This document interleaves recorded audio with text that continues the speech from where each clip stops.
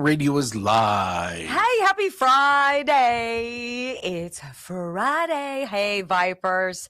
It's good to see you guys. What's going on? You made it. You made it. Good day, Lori New. Do you guys all have Rumble, take forever? Is it slow on your side? Yeah.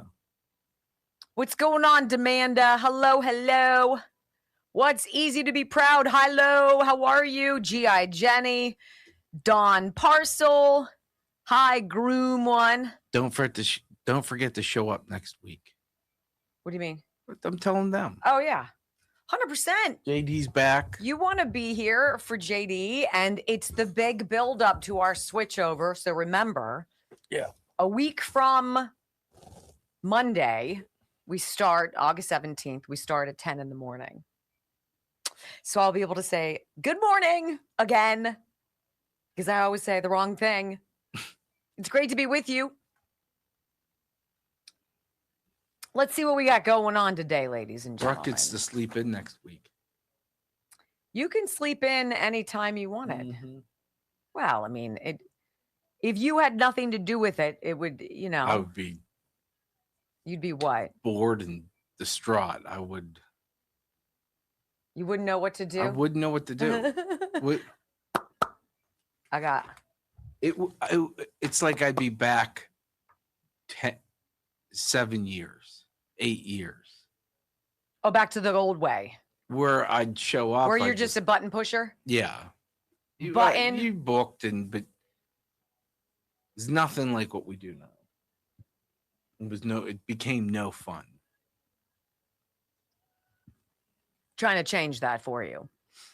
Okay, so I want to talk to you guys. I'm gonna start with a promo, with an ad, but I think it's a good one. You're gonna get an extra 10% off Ghost Bed right now, which is awesome.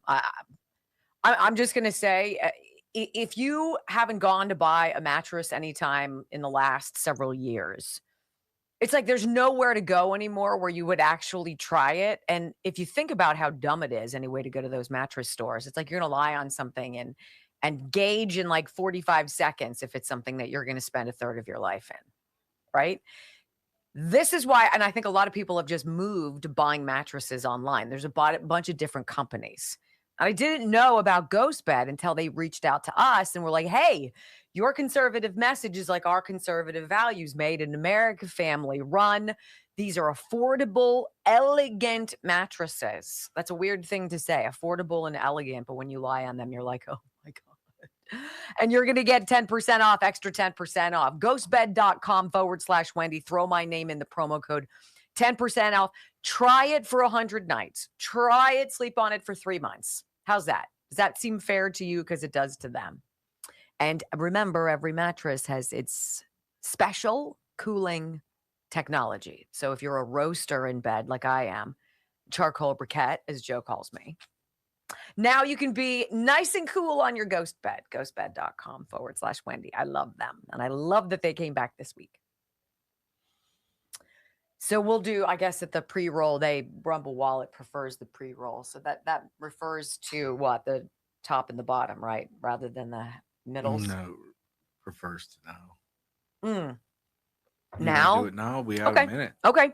Let me tell you guys, Rumble Wallet, I'm excited that they came and they wanted to talk to you. How much control do you have over your money? With technology constantly changing, things with crypto changing how money works, how financial transactions, big and small, are increasingly made.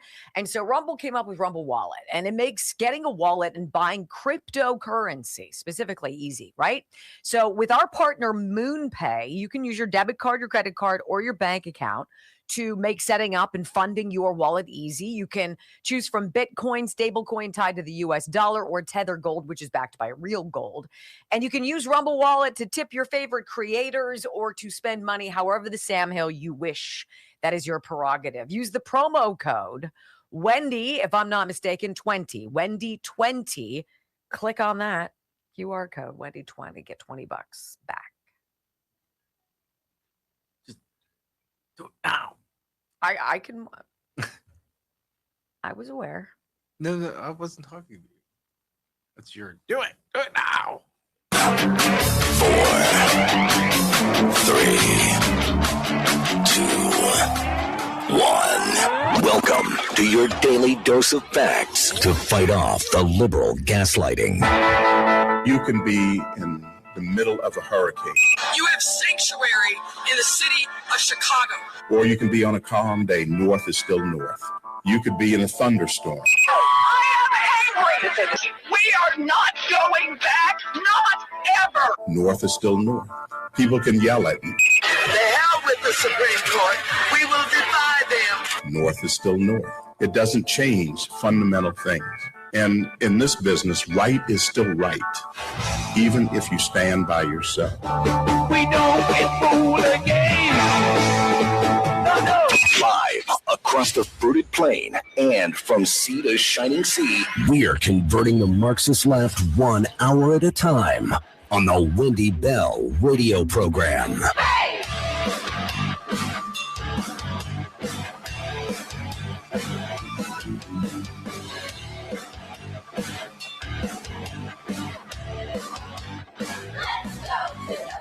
Well, hello, America. Greetings to all of you across the beautiful fruited plain. Welcome home to the Wendy Bell radio program.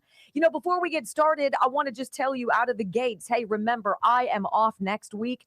The wonderful and talented, one of my favorite writers that I've ever read, and wonderful talk radio host. His name is J.D. Rucker. He's going to be filling in for me. I hope you come. I hope you tune in. He is wonderful. And then remember the next week, Monday the 17th. Our show, the Wendy Bell radio program, is moving 2 hours earlier. We're going to start at 10 a.m. Eastern time.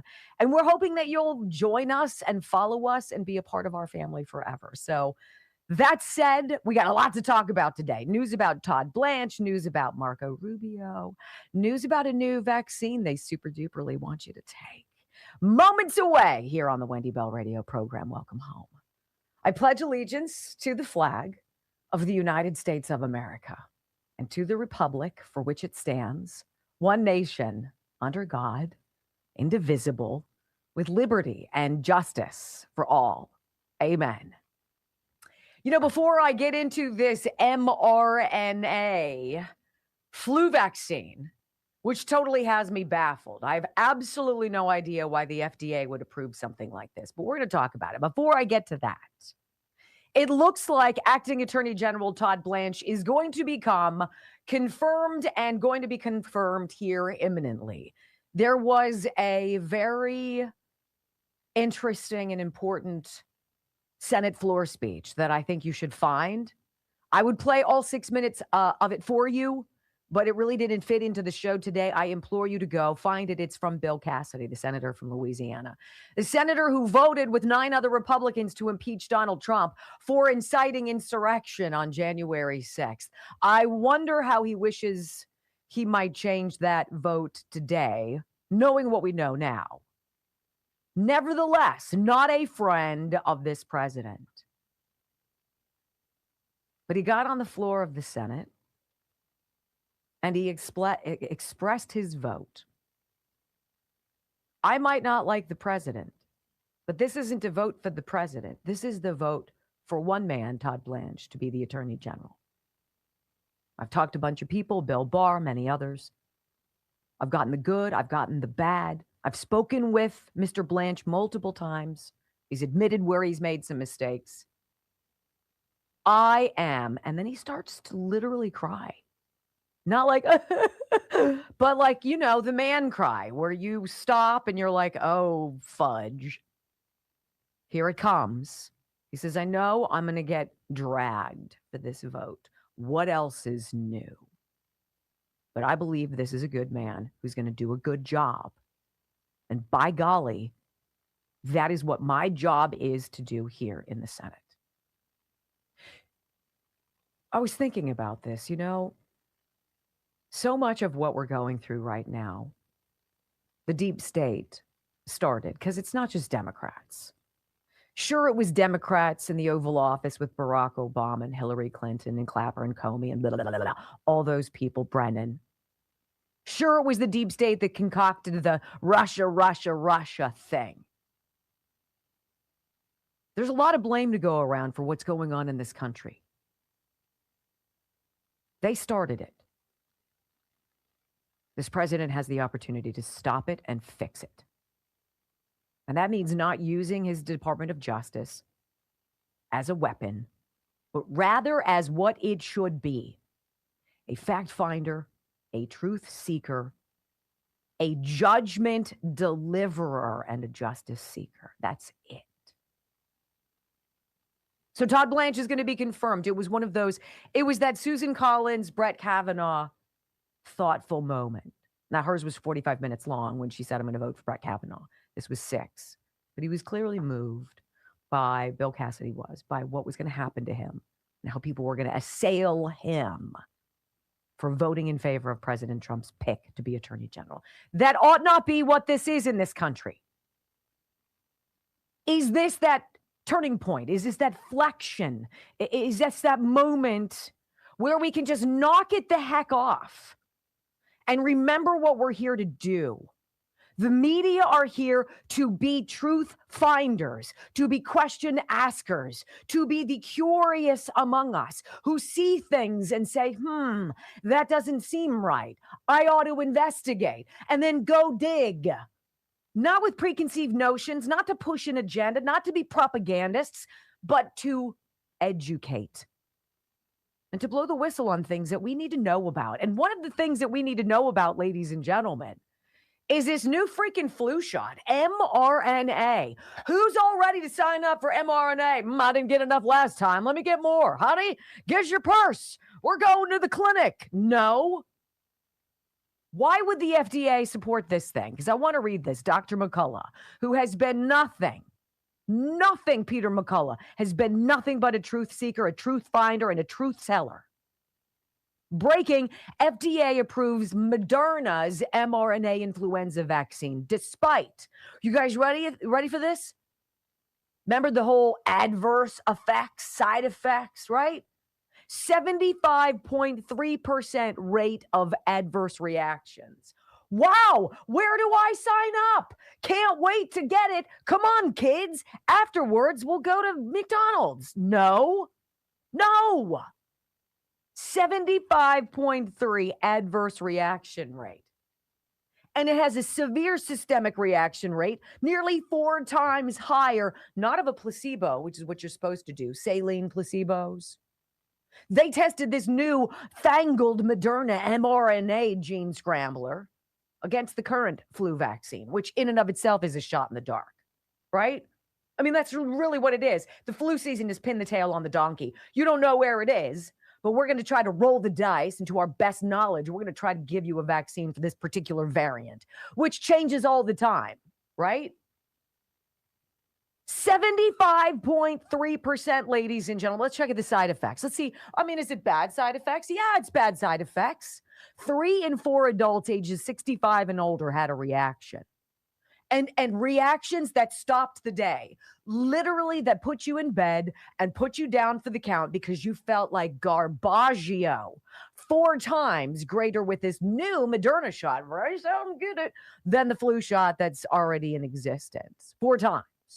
Deaths of like unspecified cause. This is a one that'll kick you in the face. This is something they don't want you to know. This new mRNA flu shot by Moderna and the existing flu shot that, again, was not tested against a saline placebo, which it should have been, because that would show you have a 30 times greater risk of dying in either of the vaccine groups, present vaccine for flu and this new mRNA one. You have a 30 times greater chance of dying by getting the vaccine than you do by just rolling the dice and being like, well, I'm going to trust my immune system because it's pretty amazing. When compared to the current flu shot, 2.6 times more people who took the mRNA Fluvia shot died. Did we learn nothing? See, this is that cycle that repeats itself. There are people out there who will be like, yeah, let's go get it right away. Absolutely. These are also people who've gotten 9 booster shots. Okay? You do you. But, I have faith in your body. I have faith in our ability to see through this. Moderna apparently didn't make enough billionaires last time. We got to keep the gravy train going because, ladies and gentlemen, there is no money in you being well. And then this story dropped that I wanted to bring up to you. Did you guys hear this? Of course, now as I'm trying to pull it up, I can't. There was a straw poll. Very interesting straw poll. Western Conservative Summit 2028 straw poll. Ready? Secretary of State Marco Rubio came out on top in this past weekend's nonpartisan, I'm a few days late, sorry, nonpartisan straw poll at the Western Conservative Summit, outpacing a packed field of would-be 2028 presidential hopefuls. Hosted by the Centennial Institute, Colorado Christian University's public policy think tank, the summit ranks among the largest annual gatherings of conservatives in the Western United States, with this year's summit drawing over 500 attendees under a specific theme.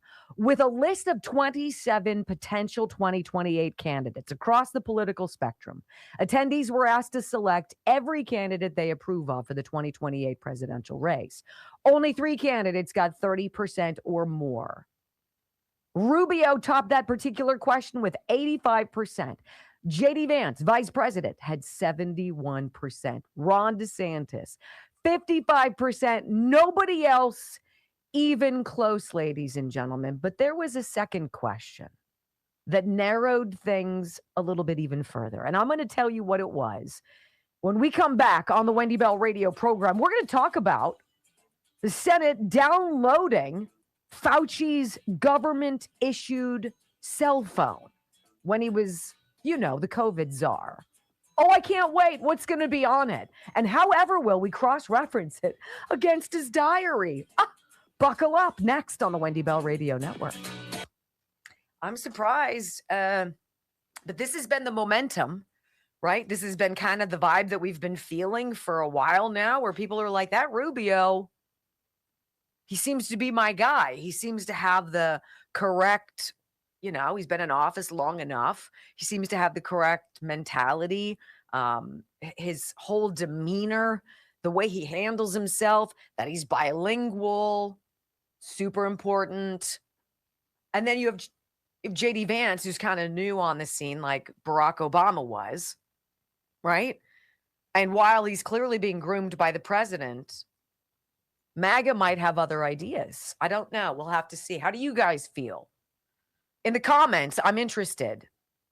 Who do you guys prefer? Marco or JD? I don't know if I have an answer to that quite yet. I kind of do. I'm a Marco fan. I'm a Marco fan too. I am. What do you guys think?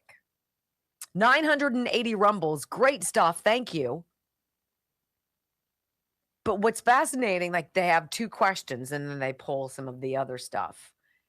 You're not going to get anybody on the Democrat side who's going to poll 85% or 71%, even 55%. It's hard to get that on the Republican side. I mean, now this is exactly what it is. They're like, vote for every candidate that you could see that you would be happy, at least at this phase, entertaining as a 2028 contender. And so literally 28 people. And the 3, Rubio, JD, and DeSantis. Interesting. DeSantis is making a rebound, it appears. This flu thing, guys, why the hell would the FDA put its numbers and its name behind it? Why would you do that? Do you know the side effects are all like flu related? So you're going to get the shot and be more likely to feel like you got the flu. Why would you do that? Listen. Why would you do that? Just like we knew with the COVID, herd immunity is best. Suck it up for a couple days when you get the flu. Feels like garbage. And feel like garbage. I've never once had a flu shot.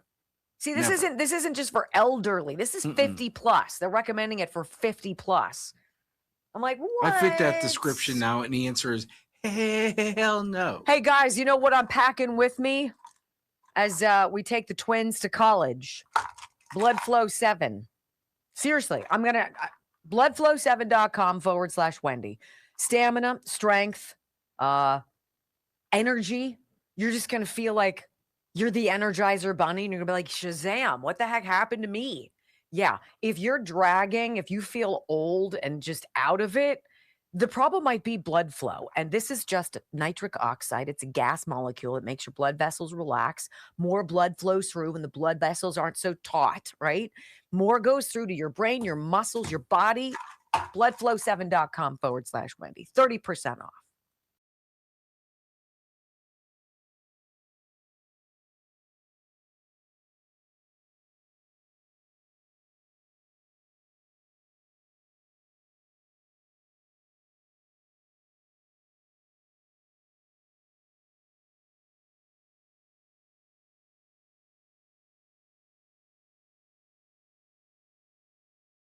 Wendy Bell Radio Network, Centennial Institute. This is a list of 27 potential 2028 candidates. 500 people show up to this symposium. And they said, hey, you got 28 people here, 27, 28 people. Fill out who you could see, right? Being the nominee for the Republicans for 2028 for president. So you got three who max out the list, and then really nobody close. You've got 85% saying Rubio. He tops out. Vice President Vance, he gets 71% of the vote. Ron DeSantis gets 55. Nobody else in the Republican field cleared 30. Tech billionaire, ex-owner Elon Musk got 5%, and Tucker Carlson, who's teasing the launch of a third party, whatever, is got 3%, what have you. A second question narrowed things further, though, asking attendees to pick their top choice from the same slate of candidates. Marco Rubio dominating with 57% support over runner-up J.D. Vance, who received 21%. What? Okay, so that's interesting. That's interesting. We're just watching this. All right, let's move on to this because I got to get this New York Times story for you. Apparently, the Senate has gotten their hands on Tony Fauci's HHS government-issued cell phone that he used when he was destroying everybody's life during COVID. And they're in the process now of downloading the data. Josh Hawley was on with Jesse Waters last night. He's like, look, this is going to be interesting because not only can we then cross-reference this with his diary entrance, that thank God for RFK Jr., if he hadn't dumped 11 million documents as requested by Rand Paul and Ron Johnson, we wouldn't have any of this stuff.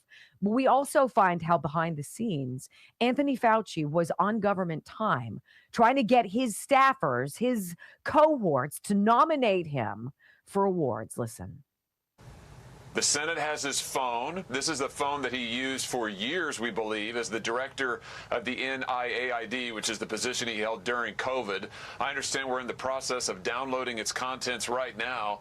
I can't wait to see what's on it, Jesse. I mean, we learned so much from that last trove of documents. We learned that he got all of those cash prizes, $1 million for himself during COVID. That was illegal, by the way. I can't wait to see what we're going to find out from this phone. And the Florida AG is looking into some of these awards. He was grabbing cash awards while he was telling Florida to shut down and do this and that, and he knew these rules were BS.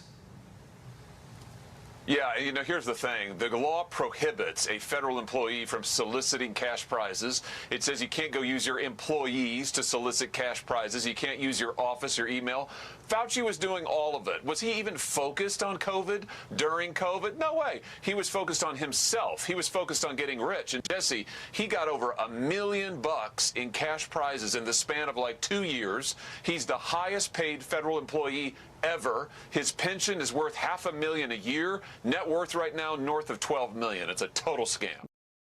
And the frying pan to the face moment comes when you imagine all of the small businesses that closed, all of the restaurants, all of the corner stores, all of the neighborhood markets, all of the gyms and the beauty salons, the barbers that went under because they weren't allowed to open. They weren't allowed to function. They weren't allowed to survive.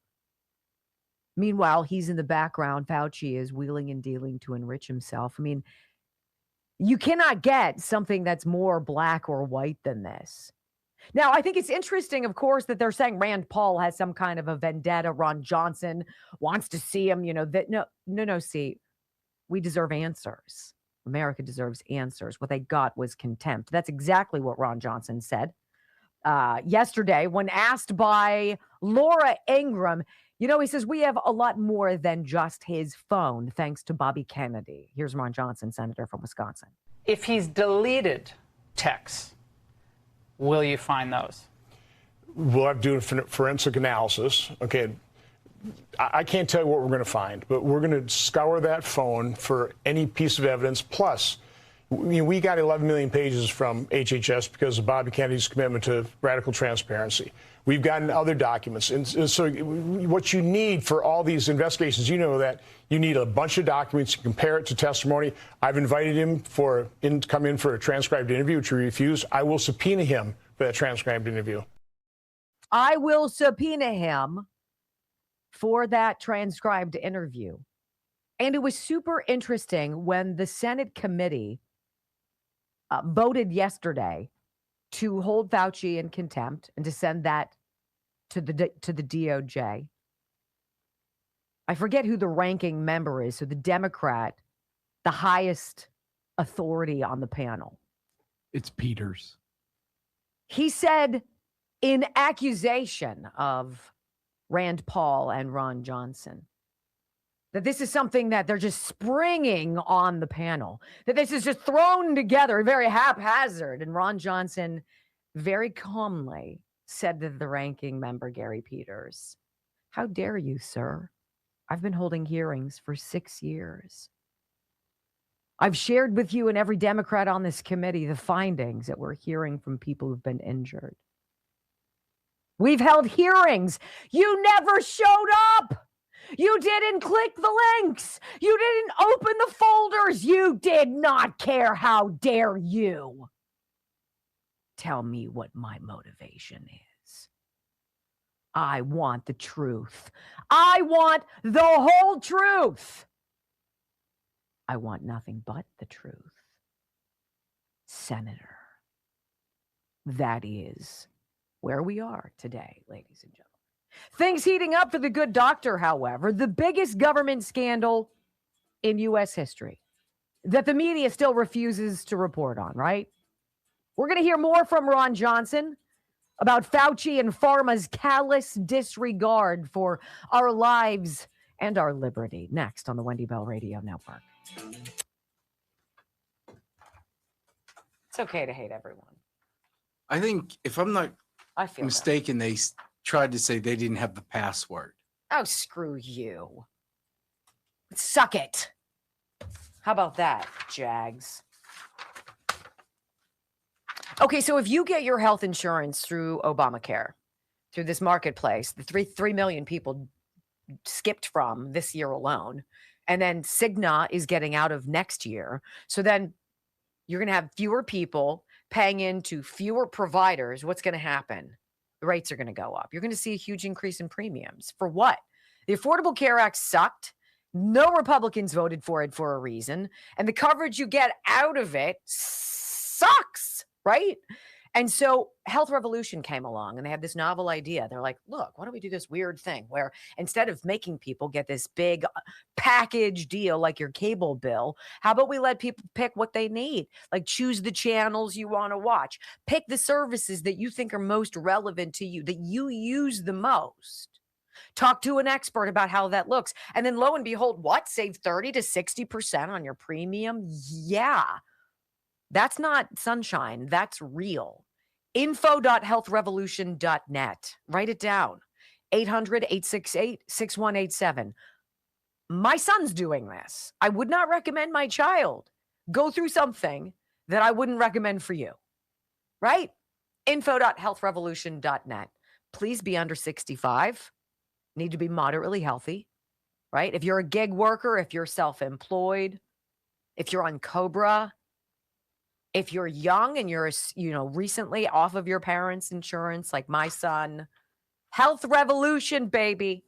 Info.healthrevolution.net. That's how I roll. How's everybody? Do we get anybody talking? What do people are saying about? I want to go back and see what you guys are saying about Rubio or Vance. Like I like what Vance has been doing with the what's it called? The fraud. Super, super important. But Rubio is put into a spotlight where he can be more of a story, right? Traditionally, the vice president is more of a, right, kind of a throwaway. Charcoal briquette, Wendy's stripper name. I don't think so, babe. Poppy. Wopsy hockey, it's Poppy Paul Revere. It's my first pet and the street I grew up on. What's your name? We've done this before, but I think it's still fun. Give it to me in the comments. Poppy Paul Revere. That's so great. Marco and Anna Paulina Luna for 2028. Mm-mm.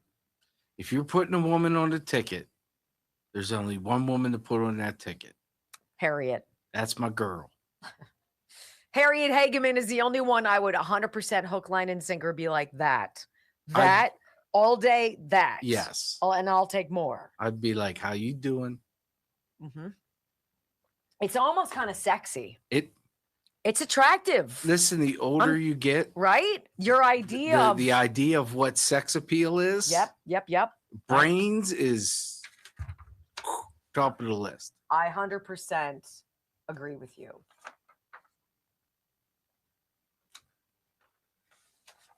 How could you, Glow? How could you forget Harriet? Harriet Hageman. She's the one who slaughtered freaking what's her face, Cheney. Yeah. Gave her a 70% to 30% slashing. Bye-bye. To me, she's head and shoulders above any other woman. She's principled. She's head and shoulders above a lot of men.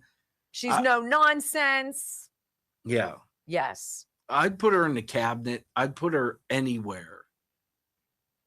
Oh, Julie Green apparently put out here from Julie Green Ministries. She kicks our ass every day up here. Julie, you bitch. She gave a prophecy about JD Vance. Yeah. It was a stern warning that he cannot be trusted. I don't know. Marco said he won't run if JD does, which sets them up for a great ticket. Marco and Harriet. Tucker is a sellout. I agree. Who? Tucker. I don't think JD would want to be a vice president a second time. He would not. He would not. They'd have to move him over somewhere like the Supreme Court. If you believe that, and I believe that JD Vance is certainly principled. I'll be honest with Certainly you. principled. I'd like to see Ted Cruz or even Ron DeSantis on the Supreme Court. I'd like to see. So Trump is not going to endorse Thune apparently for Senate Majority Leader. Wow, shocker. So we were talking about, and this is another one where I could get your opinion. I'm not going to tell you what I said. I agreed with you. I want to know who you guys would go for. Oh, somebody has rated our scream. Hi, Khalid is a boy. Well, good to have you with two Y's like Zelensky. It's good to have you here. Who would you guys want to be your Senate Majority Leader when the Republicans win the Senate again? I agreed with you. I want to know who you guys think. But I'd also, as much as I'm the bloviating, I could see a Mike Lee. Rounding people up. He's not. It depends on where people's strengths are. Right. And some people's strengths, like Brandon Gill in the House, has certain strengths with Superman. With like he is Clark Kent. I could eat him for breakfast all day long. He's creepy. My son's age, so okay. Yeah. That's not creepy. I could say I could eat my kids for breakfast all day long. That's They're different. Delicious. They're your kids. They're delicious. Nom, nom, nom, nom, nom. Yeah, to you.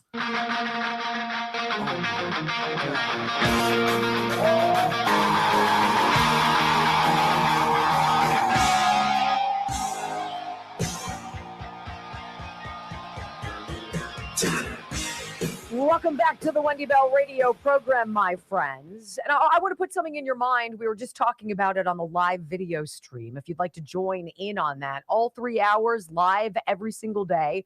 Commercial breaks are the best too. So wendybellradio.com is how you join in. I asked a question of everybody. Apparently, the president is not going to be endorsing John Thune if they regain control or retain, I should say, control of the Senate for majority leader. Which he shouldn't. Thune he's a Democrat. I mean, it's obvious. His family, a bunch of Democrats. he doesn't want to pass the Save America Act. It's obvious, right? Ditch that guy. Who would you like to see? Who would you like to be the guy or the gal representing the Senate for MAGA? Because that's what it would have to be. I've got my person in mind. We'll divulge and chew on that here in a minute. But this is the biggest government scandal, I'm going to say, in U.S. history. And I'm going to say it's bigger than the theft of an election. I'm going to say it's bigger than the assassination of presidents, because it is the death of millions of people and the people whose fingerprints are on COVID. And it goes back many, many years. This was no novel coronavirus. There was nothing new about it. It was engineered. It was a bio-terror weapon. And that is just a vile, vile thing to think about. This is something, though, you need to hear. Breaking news. This just in. Fauci sent $40 million of our taxpayer money to Wuhan to do these dangerous coronavirus experiments starting in 2014, ladies and gentlemen. Now, we knew he was doing stuff. The 40 million is the new little carrot on the stick for me today. And the scientist who received that chunk of change from your pocket ended up being the dude who was patient 0 for COVID-19. The research apparently started in 2014, obviously the same year Anthony Fauci's pardon starts. Elon Musk confirming this is why his pronouns, remember what he said his pronouns were? Prosecute Fauci. He said he first made that declaration after reviewing the Twitter files. And the most damning part of all of this, the research had a deadline to be finished by 2019. So in 2014, Tony Fauci, $40 million to Wuhan to do something in 5 years, to create something, a weapon, by 2019. It proves Joe Biden and the DNC, of course, are all involved, because why else would the perfect date of Anthony Fauci's pardon be 1/1/14? We don't hate these people enough, my friends. It doesn't sound very neighborly for me to say that, but these people can suck it. All of them.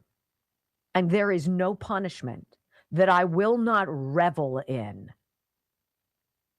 when I think back about that picture of the woman looking into the window of her scared mom because she can't go in and sit with her. Okay. All right, Ron Johnson, he has Fauci and pharma's callous disregard for life and liberty all over his brain. And he had this to say: Anthony Fauci has treated this committee. This is in this vote yesterday, and he was so good. He was so good. He said the American people, he's treated the American people with contempt. And he gave you the middle finger to all of your faces by refusing to do what should not be difficult to do. Just tell the truth. You will not be held responsible. Period. And he couldn't. Any suggestion by the Democrats, Ron Johnson said, that this was some kind of a rushed hearing, right? Let me set that record straight right now, Senator Johnson. It's been 6 years since the pandemic began. We have not had a reckoning of what happened. Last Wednesday's hearing was an excellent hearing from a standpoint of legitimate questions being raised, legitimate questions the American people want answers to, legitimate questions that some of them only Anthony Fauci, Saint Fauci, Mr. Science could answer. And even though we have quotes of him saying, I'm not afraid of any oversight committee, I'm happy to talk to any oversight committee, I have nothing to hide, that's not the position he took last Wednesday. What he displayed last Wednesday was contempt for Congress, contempt for this committee, contempt for our investigation, the same contempt that our ranking members have shown for the diligent oversight and the exposing of the truth that I've been undertaking for 6 years. There's nothing rushed. It's been one-sided, but not because we haven't reached out, not because we haven't involved the other side. The other side, like way too many Americans, have just closed their eyes, covered up their ears, and refused to look at the truth. I am definitely going to vote yes on contempt of Congress. And my investigation has just begun.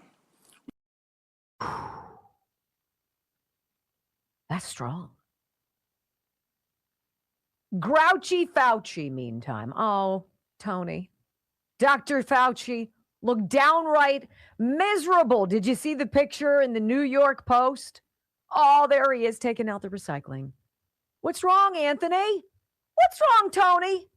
Things had been so swimmingly good for you, right? The adoration of a public who didn't know better. Now they're knowing better, and more people who are willing to take their heads out of the sand for their own sake are so doing. That was him just hours after the vote to refer him to the Justice Department for potential prosecution. Sullen-looking Fauci spotted frowning as he wheeled a recycling bin to the curb of his house. Right? And his wife, that super swell individual, Christine Grady, wasn't she the head of NIH ethics or something like what? Come on. I'm sure she was looking into Tony. I'm sure you can't. Literally, you can't make it up, guys. Like, that's what I said. It's the frying pan moment to the face. And boing, you're like, wait a minute, your wife is in charge of ethics. What do you think that pillow talk was like? Hey, honey, you probably shouldn't play in Wuhan. But don't worry, I won't say anything. What do you think that pillow talk was like? That's almost as vile as footsie. I hate that. When people are playing footsie, I'm like, so anyway, I'm having fun because he looks miserable and his ugly wife, I'm sorry, it's true. Christine Grady was driving out. There was some photographer who took a picture and she was like, oh yeah, gave him a bird, give him a middle finger, right? Gave her, you know what? It's fun when the cameras are all about fawning over you, but apparently it's not so joyful when the mood has soured and everybody is on to you as being the doctor of death. Here's President Trump in the Oval Office asked by a reporter, what do you think, Mr. President? He really hasn't spoken much about this case, right? And what do you think? Should Dr. Fauci be held in contempt? Listen. Yeah. Do you think the DOJ should prosecute Dr. Fauci? Well, they prosecuted Peter Navarro and they prosecuted Steve Bannon, two very decent people, over something that essentially was never prosecuted before. And there are sort of telltale signs of similarity. And they went to jail for a number of months over something that I saw one of the analysts said they used to laugh at it in the Justice Department when something like that was referred. But Merrick Garland prosecuted two very decent people and sent them to jail. I wasn't president. I would have given him a pardon in 2 seconds. But I wasn't. It was after I left. They waited till after I left, and then they prosecuted these two people, and they ought to be ashamed of themselves. So when you see that happen, you sort of say maybe he should. What he did is far more serious than a lot of crimes, frankly. But they prosecuted two people when nothing like that has ever taken place before. It's interesting what he said. He did a lot worse than a lot of people who committed crimes. So the president just said Anthony Fauci is a criminal. Not like you needed edification on that or granular data, because Eli Honig is CNN's chief legal analyst. He seems to be pretty fair most of the time, I will say, about him. And he's asked on this panel, what's going to happen here? Could Tony Fauci face a criminal sentence here, the likes of Navarro and Bannon. And that's exactly what Ellie Honig says. Listen. Dr. Fauci has not been indicted right now. He's not under any criminal charge for contempt. But what happens now is going to be the really important decision. It goes over to the Justice Department, specifically by law, the U.S. Attorney for the District of Columbia, Jeanine Pirro, who's made a lot of news recently over the Reflecting Pool case. She, presumably along with the Attorney General, will make a decision. Do we bring a criminal contempt prosecution against Dr. Fauci? This has been done in different circumstances, but in recent memory. For example, Peter Navarro and Steve Bannon both were prosecuted. They were indicted, they were tried, they were convicted, and both went to prison for 4 months for contempt of Congress in relation to the January 6th investigation back in 2022-23. So this is real. I mean, the stakes here for Dr. Fauci could potentially be, depending what DOJ decides, a criminal indictment and prosecution. And this is because... Yes. Yes, and so it shall be done. Let's hope so. Now, all eyes on the Department of Justice. What are you guys going to do with it? This is interesting that these planets are all kind of in the same orbit here, as we've got Todd Blanche, very likely now with Bill Cassidy saying yes, Senator from Louisiana. After careful consideration, I'm going to vote for Todd Blanche's confirmation. He's going to get across the finish line, right? He's going to be accepted and approved today, confirmed today, most likely. What you going to do with this, Todd? Because America is watching. We've been watching for 6 years. We're super tired of this. The audacity to roll out some mRNA flu vaccine as though there's some kind of a market for it. Oh, can't wait. They're not listening to us. So Todd Blanche, when and if you're confirmed, listen, because we're shouting at you. When we come back on the Wendy Bell radio program, my friends, sure sounds like a cover-up to me. I'm going to read you how Fauci describes in his diary a phone call that he got from Barack Hussein Obama. Next on the Wendy Bell Radio Network. It's just gross. It's just gross.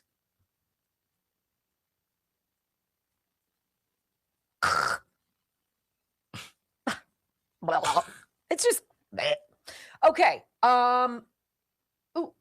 GLP-1 Gold. I wanted to bring something out. I had something for you here. So I've been taking GLP-1 Gold. This is an appetite suppressant, if you will, a dietary supplement, and its goal is to stop you from feeding your mouth. So, but beyond that, some people are truly controlled by thoughts of food. For other people, it's alcohol or drugs or what have you.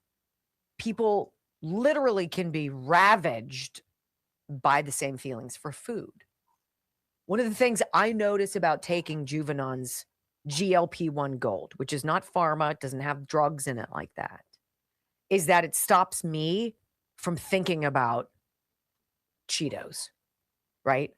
I don't think about it. I don't have a hunger for it. I'm not sitting there going, you know what I could go for? That's not what goes on. And it lasts, this is my time to take it. It lasts until, right now it's almost 1 o'clock. I normally eat around 6 or 6:30. It lasts. I don't snack. I'm not munching after dinner. I'm like, bloodflow7.com/Wendy, 30% off Juvenon products. You know I love this company.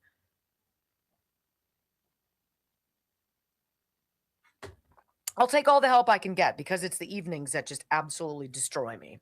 Those are my witching hours. I'm like, I will say I did kind of cheat a little bit last night. I had some pistachios, but those are pretty good for you. Did you have any dots yesterday? I had 8. Yep. I had 8. Hey, I had 8 and not the 80 I would have had otherwise, right? And he caught me too. He's like, what's that? What are you eating? And I'm like, yeah, because you called to talk about a phone call you have a possible client. And I'm like, what are you eating? You're like, dots. I'm like, oh, that's all I said. She said, I only had 8. I reached in. I'm like, let's see. But you know what? I didn't go back in for more. It was just what I needed. I haven't had a dot. In a couple weeks, I'm sure. Yeah. Well, good for you. GLP-1 Gold, Juvenon, bloodflow7.com. Going through withdrawal. Helps you feel sooner during meals, reduces constant snacking urges, supports natural appetite regulation, makes portion control feel automatic. You've said that too, Brock. You just feel like you don't have to eat that much. Yeah. You've been eating less and less, and he looks at something and he's like, can you imagine? I used to eat so much more than this. Yeah. Yeah. It's a total lifestyle change. I love it. I think it's great. I'm super excited for you. This is just gross. I found myself drinking a lot more water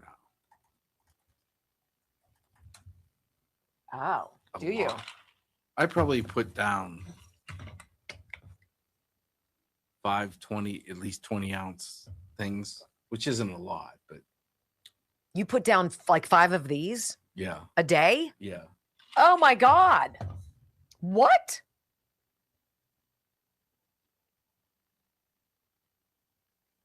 Who wants to see Wendy dance? I don't know what you're talking about. What you talking about, Willis?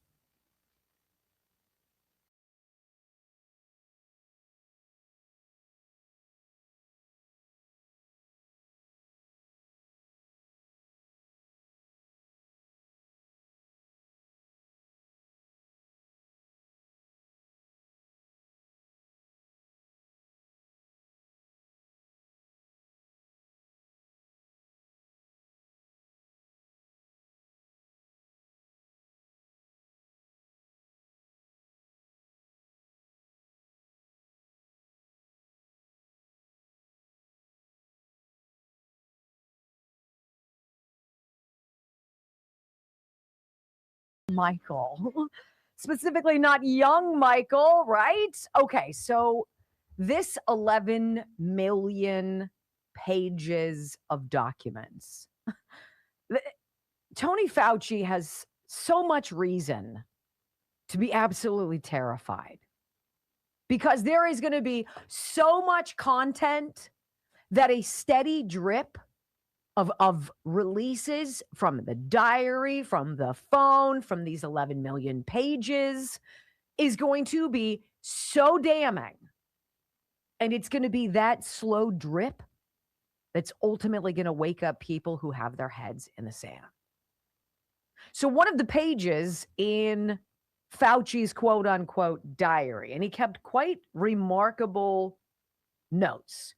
Because his objective, of course, since he is the king of blowhardia, he wanted to create his own book, right? He's going to write his autobiography, my memoir, Dr. Science, the sexiest man alive, right?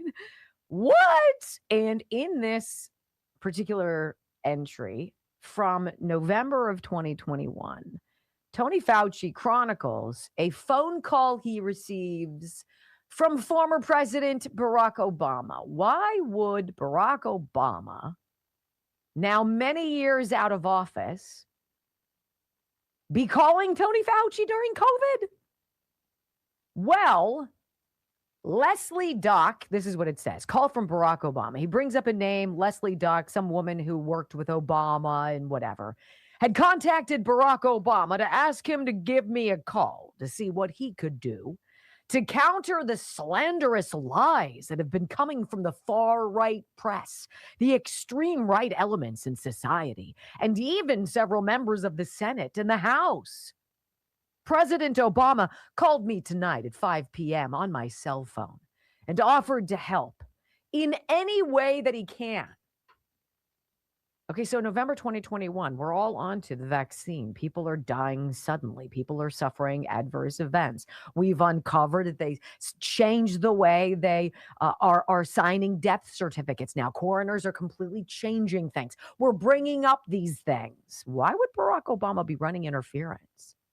Obama started off the conversation by saying he was concerned about me and how I was holding up under the onslaught of slanderous lies. He said that I was a civilian, all caps, and that I should not have to put up with this nonsense. He's a politician. As a politician, he's used to this, but I have done nothing but serve that American public and the world for decades. God, this guy loves himself. He expressed concern that this would interfere with my important work on behalf of the American people. I explained to him what was going on, and he was extremely sympathetic. And in fact, he said he would call Ron Klain or Jeff Zients to ask them to have the administration be proactive in countering these lies. I explained to him that President Biden, as well as Ron Klain and Jeff Zients, had been extremely helpful and supportive in making it very clear that they had complete confidence in me. In addition, I told him that Jen Psaki had continuously said at White House press conferences when asked whether the president would fire me, that indeed the president would never fire me, and that this was just a bunch of nonsense. Oh, this is when the walls are closing in on him. President Obama felt that we should do more than just claiming that they have any support, my support, and that actually go on the offensive and call out people who are allowing this to be said and not stepping up. President Obama said he would call Zients and tell him to mobilize some of the people in the administration to proactively go out and defend me. Why is a former president running interference for the guy whose fingerprints are all over a pandemic that killed 15 million people? Tell me, because Barack Obama was president, not Joe Biden. Joe Biden was in his hyperbaric chamber. Joe Biden was asleep on the beach, shirtless, which is never a good look over the age of 80. Sorry. Why is this going on? Ew! I told President Obama about the crazy things that the far-right Republicans were doing, including the fact that Donald Trump Jr. had on his website the sale of sweatshirts and T-shirts to collect money for his campaign, and on the T-shirts and sweatshirts it said, "Fauci kills puppies." He does! He did! Obama said that Donald Trump Jr. is an effing moron. He apologized for using crude language, but then went on to say that Donald Trump was a hopeless idiot who was a pathological liar. He was very upset that none of the moderate Republicans were actually speaking out on my behalf and were distancing themselves from all of this terrible slanderous behavior against me. It was a great conversation that lasted for 25 minutes. And he said if he hears anything about the moving in this direction, he'll get back to me. It is indeed an incredible, memorable phone call. Gross. Proof. Hour 2 of the Wendy Bell radio program. Safe and secure, not by a long shot. What are we talking about now? Next. You know what's disturbing about that? How I read it? Because that's how I feel it. No. He worked with the guy. It's not like he didn't know Barack Obama. That'd be like me writing a book and putting there, I talked to Wendy today. Oh, yeah. She told me she had 8 dots. But, I mean, really? Like, I told her I was gravely disappointed. Yes. But we'll try to get some positive media coverage to spin the story the other way. She really had 6. One was broken. These were the low-fat kind. Yeah, right. Yeah. Isn't that stupid? It's just stupid that. But this goes to show the manipulation, right? Far right. These people on the far right, the conservatives. It's the extreme MAGA Republicans.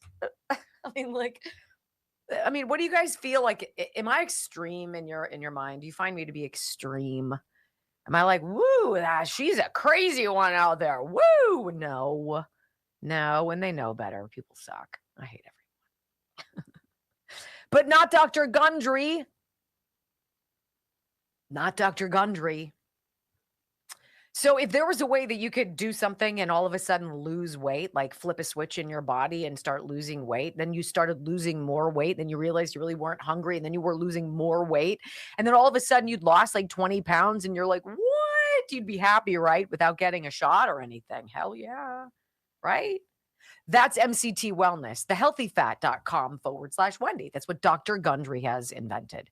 And it was so popular and it's been so successful for so many people. Literally, Dr. Gundry stopped working as a cardiothoracic surgeon. Imagine that. And he and his wife started marketing this MCT Wellness, the healthyfat.com, so that everybody could get it. It became his thing. Why I'm going to help one person at a time with surgery, or I can help thousands and maybe even millions. That's what he did. And this was the product. As you guys know, MCT Wellness. I was drinking it, but have you called yet? I see I'm worried because they'll ship it while I'm not around. Oh, you'll be fine. Okay. Well, I won't be around to get it, so I don't want it sitting on my doorstep. Right? Dear diary, Wendy and I texted about the show today. It was a very nice conversation. We sent stories back and She forth. told me that I did a good job. That'd be fake news. Can you And imagine Sherry, Fauci? He's like, ah. These weren't sold. I had this made because I'm looking at getting possibly vests with something like this. So I'm the Megan- guinea pig. Megan, by the way, $130. That's what that coffee maker costs. That's expensive. Why are you spending your money on us?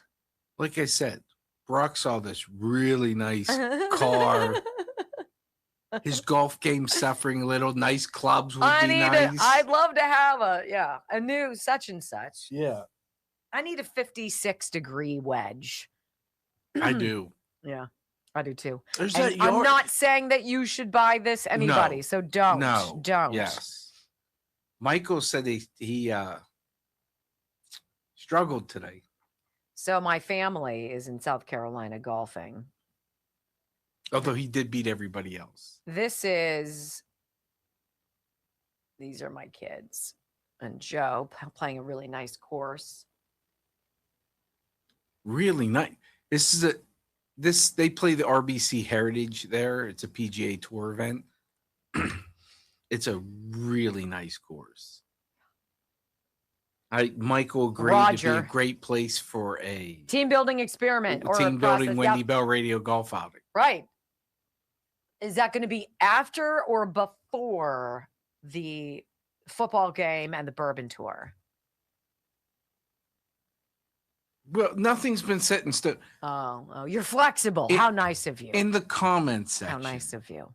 How many of you think that I've never been to a college football game? Big time college football game. Then why did you go to Duquesne? Because they had a great nursing program. I was taking a dig. So I'd never been to one. And I couldn't, when I got out of college, I couldn't afford it. Right? So like now I have all this Tennessee gear. I mean, Sinatra doesn't have a Tennessee volunteer dog collar like Murphy does, but Why would he? He's not my dog. he gets Dr. Marty's. Yeah, because I'm gracious. All I'm saying is, wouldn't it be nice Wendy Bell radio trip to see? Wow, look at your thumbs See, up. look, I'm getting thumbs Give up. me hearts, baby. Give me hearts. Let's see if you can do it. See, that looks like a pumpkin. Okay, better. Now give me some fireworks. I don't know fireworks. I don't know how that was it this? What was it? Oh, how about that? Who thinks it would be worth? Oh, see, now it's pissed at you. It's No, like, yeah, oh, now don't it's try like, to play quit reindeer using me. games with me, biatch. You look like you're milking a cow. All That'd right. be more like this. Let me tell you about Morgan's Fitness. Kelly Morgan is fantastic, and she has all of the tools. Look, so many people go through and try and fail weight loss programs because they're not freaking ready. You've got to be in that zone. You've got to be ready, right? When you're ready, go to Morgan's Fitness, MORGAINZ fitness.com. No matter where you live, you can do this remotely with her. They send you videos of the exercises you're supposed to be doing. She helps you with the food you're supposed to be eating, stuff you're supposed to stay away from. There's a 90-day plan, hence 90 Ignite. And at the end of it, which would be Thanksgiving, you look better, feel better, and are healthier. That's it. This seems great to me. Morgan's Fitness. MoreGainsFitness.com. She's a badass. She could kick your butt. It's not Clemson, it's Tennessee. Who said Clemson? Someone said you should go to see all three of your boys at Tennessee. And I proposed Michael can come up. We can make it a team building experience. Mm-hmm. See, I'm not just thinking about me. That's the misconception. Right. You're just thinking about my pocketbook. Company pocket. Oh. 5, 4, 3, 2, 1. Wendy Bell. Inspiring solutions to save America, one show at a time. Are you ready to get on board? They believe that they can destroy this bond that exists between you and Trump if they somehow make Trump look bad, make Trump look like a reprobate, embarrass you about Trump. They can't do it because you came before Trump. Desperately want Trump gone, and I know that they desperately want it codified, that Trump cannot run again, because make no mistake, they remain scared to death of you, and they remain scared to death of Trump. Trump, 75 million, 80 million votes. And I'm going to tell you, you're not going anywhere. Even if Trump does, you're not. Which I think remains one of our big campaign strengths going forward. They can't separate you from Trump. And more importantly, they can't separate you from the ideas. They can't separate you from MAGA. They can't separate you from Make America Great Again. From sea to shining sea, 3 hours of bold truth and excellence. The Wendy Bell Radio Program.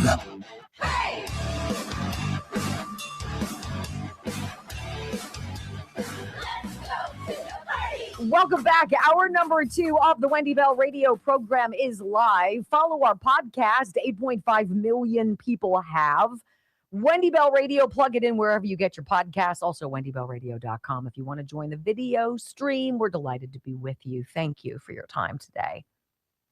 So the segment here is, I try to give titles to certain segments so I know where I'm going. And I put this one down as safe and secure. Not by a long shot. If I were to ask you, what do you think is the biggest threat to our election system? Would you think it would be some foreign adversary? Is it whatever Nicolas Maduro knows about Venezuela and Serbia and all these people who had access to the machines were switching votes, exact votes from Trump, giving them to Biden because that's true? Is it the mail-in ballots? Is it things there? What is it? Well, it's an interesting question because this grand conspiracy case that the president's DOJ is making against Obama and Hillary and Brennan and Clapper and Cohen, all of these people, the entire deep state machine that concocted and perpetrated a made-up Russia collusion narrative against Trump. Well, it's all going to unravel the fraud of the 2020 election because there's new evidence that further undermines what the deep state was desperate to beat into your head, that 2020 was the safest, most secure election ever. If we've learned nothing, ladies and gentlemen, this is what baffles me about this new Moderna mRNA flu shot. Wow, what could go wrong besides freaking everything? I don't trust them anymore, right? We don't trust when people say to us, when all the votes are counted, Joe Biden will be the winner. You're like, that's a peculiar thing to say the day before an election, unless you're planning on cheating. They tell you what they're going to do. You just have to be able to pick it up and believe that, right? John Solomon has broken this down. I'm going to read a little bit of this article that he has written. New evidence further undermines claim the 2020 election was the most secure in history. John Solomon says the threat is not from outside. It is from inside. Declassified documents, other evidence reveal that despite official assurances of a secure 2020 election, government agencies possessed intelligence regarding significant security vulnerabilities, foreign data breaches, and potential manipulation risks. You ready? Again, thanks to RFK Jr. for dumping all of these files. After several batches of documents were recently declassified and released by the White House, the American people now have more evidence than ever that while officials claimed 2020 was a historically secure election, the government had plenty of evidence of vulnerabilities, hacks, and interference. Shortly after the election, senior government officials insisted that it was the most secure in history, deflecting concerns about security, including about voting systems and mail-in ballots. At the same time, of course, they were launching the full forward assault on you for asking questions. And that's when you became an election denier and an enemy of the state. One of the lead government officials responsible for election security is this guy, Chris Krebs. We've talked about him, the then director of the Cybersecurity and Infrastructure Security Agency. Testified to the Senate after the election that he had approved an assessment that said the 2020 election was the most secure in U.S. history. However, after the new batches of documents were declassified and released by the White House, Americans have more evidence than ever that these same officials knew about significant breaches of election data, and internally had raised concerns about how foreign actors could influence the election and the vulnerability of electronic voting machines. But John Solomon says that's not what's the greatest threat. The greatest threat is here in America, right here on our soil, right here at the Department of Justice. And he says this to Benny Johnson: the greatest intrusion into our elections hasn't been a foreign country. It's something else. If we want to talk about election interference, the single largest proof that we now have is that the single greatest intrusion on American democracy has not yet come from China. It could someday, because of the vulnerabilities we allowed to exist, the voter files being swept up. It hasn't come from Russia, hasn't come from Iran or North Korea or Venezuela. It has come from our own intelligence and law enforcement agencies, who have not only put a thumb on the scale of an election, they have put their entire damn body on the scale. They launched a fake investigation on Donald Trump in July of 2016 that he was a Russian stooge of Vladimir Putin, knowing that it was faked by Hillary Clinton. They knew it as they were opening the investigation. They did months. They found out that there was no Russia collusion. As Bill Barnett, in the document I made public yesterday, a longtime FBI agent, trusted guy, not a politician, just a good agent, said, I found no evidence of collusion between the Trump campaign and Russia. So by the time President Trump took office, moved his things into the Oval Office, and put his hand on the Bible on January 20th, 2017, they knew that what Hillary Clinton had concocted, this Russian collusion bullcrap story, had no demonstrable evidence. There was no backbone. There was no corroboration. There was nothing. So that normal FBI agents who were tasked with investigating it were like, I got nothing. It's like Durham. He's like, I got nothing. We found nothing. I don't know what you're talking about. That this president was punitive in firing James Comey or what have you as the FBI director. He was fired because he mishandled the Hillary Clinton email scandal. That woman skated. Holy cow, did she skate? John Solomon says they knew as Trump was taking office the first time that there was absolutely no evidence of Russian collusion, and they beat that drum for years. That led to an impeachment, which no Republicans fell for. That led to, of course, the snarling of the president's agenda, which we voted for. 63 million Americans voted for that. And 63 million of us got the double-barreled middle finger in our faces when these clowns colluded to derail this president's wishes. Listen. There was no collusion, was decided by January of 2017 as Donald Trump is coming in. The will of the people are that they elected Donald Trump. The will of the deep state, of the CIA and the FBI and the Justice Department, was to not let the person the American people voted into office succeed. And so they continue an investigation that they know is wrong, that is not based on predicate information. Remember, the Biden Justice Department released John Durham's report in 2023. What did it say? There wasn't an iota of evidence to justify the opening or sustaining of the Russia collusion investigation from summer of 16 to spring of 2019. That's the Biden Justice Department putting that out. They had to admit that. See, as I said in the opening monologue, the deep state started all of this. And the deep state, again, is not just Democrats. There are a lot of Republicans who are oscillating in the same frequency with these clowns on the left. And together, they are that uniparty deep state blob. And they exist for themselves. They are like their own versions of Anthony Fauci. He wasn't worried about health. He wasn't worried about science. He wasn't worried about curing disease. He wasn't worried about people dying. He admitted that if it took a pandemic to test vaccines and what have you, and that people died as an effect, well, that was just sort of how it goes. That's how it goes with science. Some people are the collateral damage, like the warriors, on the battlefield. He said that. Didn't care. These people don't care. The deep state doesn't care. Donald Trump and you represented the biggest threat to their livelihood, their power, and their control than anybody else. There's been nobody since even Ronald Reagan. If even Ronald Reagan was part of upending the deep state at all. Not until Donald Trump.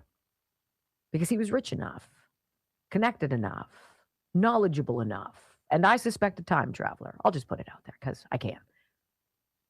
He was the one who could do it. And they were desperate. And they spied. And they wiretapped. And they eavesdropped. And it didn't work. So in the Oval Office, they created a story. Hillary did. And they fell for it and went along with it. And it didn't work. They created the dossier. That didn't work. They released the phone call to Zelensky. See? Quid pro quo. And we were all like, what the hell is even going on? I don't understand. All because Trump is known all along. He just needs you to know now. That's where we are on this continuum. But we're past the halfway mark, I believe. When we come back on the Wendy Bell radio program, my friends, we don't loathe Bill Gates enough. I'll tell you why. Dark, dirty son of a gun next on the Wendy Bell Radio Network. It was all garbage. They all knew it was garbage, and nobody said anything. Nobody did anything. That's why that blackmail and bribery apparatus is super strong.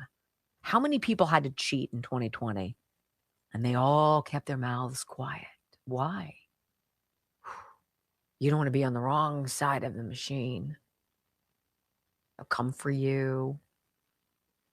That's why I think so many people in the Clintons' ripple effect are dead, missing, or otherwise. Oh, he fell off the top of a building. Oh, I hate when I do that. Okay. Perfect. All right, let's see how you guys are doing. Let me tell you about the Simkovich Concussion Institute. And if you are leery of calling the Simkovich Concussion Institute because you're like, I don't want to have to travel to Pittsburgh. I live in Florida. I live in Oregon. I'm in Texas. I'm in Louisiana. People come to the Simkovich Concussion Institute every single week from out of town. Why? Because Dr. Simkovich fixes people whose brains have been injured. That's it. That's it. That's why. That's why. Because he heals people. And I don't need much more of a selling point than that. SimkovichConcussionInstitute.com, traumatic brain injury, concussion, essential tremor, chronic headaches, neurological stuff. This guy is brilliant at fixing. 412-366-3700. The stories I could tell you. 412-366-3700. SimkovichConcussionInstitute.com. Cost you nothing to call. So are you golfing next week? Are you taking your clubs? Joe already did, yeah. Yep. At least once, I suppose. I don't have that much time because then we have to take him to Tennessee. So that's going to be weird because it'll be official. It's official now. I mean, it is. I'm going to a cigar expo next week. You are? Yeah. That's cool. Yeah. Where is it? It's in Seven Fields. So if you're by Cranberry, go see it. It's at Capnose. Be fun. How does that work? Is it just an opportunity to buy a bunch of different kinds of cigars? Yeah, or you have to buy a ticket. But is it like a you gun get bash, but with cigars? sort of you buy the ticket and then you go and you get free cigars to sample. Are you going with Josh or? Yeah. Good. Yeah. It'll be fun. The place owns another place right there that has food and stuff, so should be fun. Now, are people smoking in those places or no? Oh yeah. Yeah. Oh yeah. Yeah, if you live by Cranberry, check it out. Watch out I'll when be people there. come. I'll be there it's from 5 to 8, which is the perfect time. Like, Is it on a Saturday? Or is it? No, next Thursday. Oh, it's on a Thursday. 20th? I think it's the 20th. I'll be there. Watch out. Now everybody's going to go. Yeah, right. Well, you have to pre-buy your ticket, so I don't know how many tickets they have. So I can't believe we have to do this. Sage Steele is on TV right now. GOP senators propose amendment to keep state women's sports laws in place. If you're a dude, get the F out of my sports. Yeah, you're not this a chick. Isn't complicated. Let's start the basis. You're not a woman. Do you have a uterus? No. Okay, how about that? Does that work for everybody? Are we good? Do we need to do this again? I hate everyone. Just not you guys. She has an apple, she has a banana.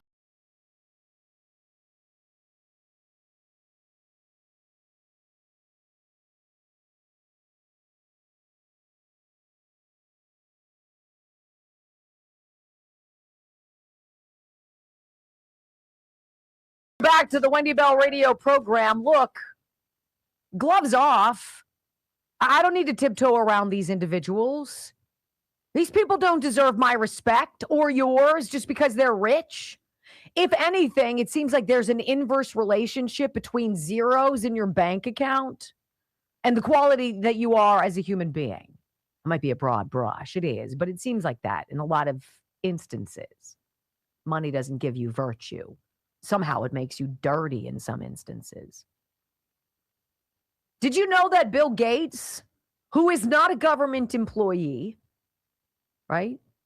I still have no idea why this guy is relevant other than he has gobs of money. And when you have gobs of money and you're able to make $245 million by basically buying into the COVID vaccine, and then when it comes out that it's hurting people, killing people, and it doesn't work and it doesn't protect you, then dumping it before everybody knows, it's amazing that you can make almost $250 million. Bill Gates did that during COVID. Let's just all be reminded. This is the individual. It's like Fauci making money while businesses are getting closed. Kids are kept home from school, right? Make it make sense. Why was the depopulation ghoul Bill Gates, who palled around with Jeffrey Epstein and his girls, why was he given a top-level security clearance?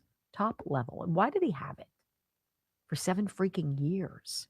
Again, thanks Rand Paul, thanks HHS. Blaze Media headline, Doc Dump reveals top secret Bill Gates clearance during the COVID years. Well, isn't that interesting?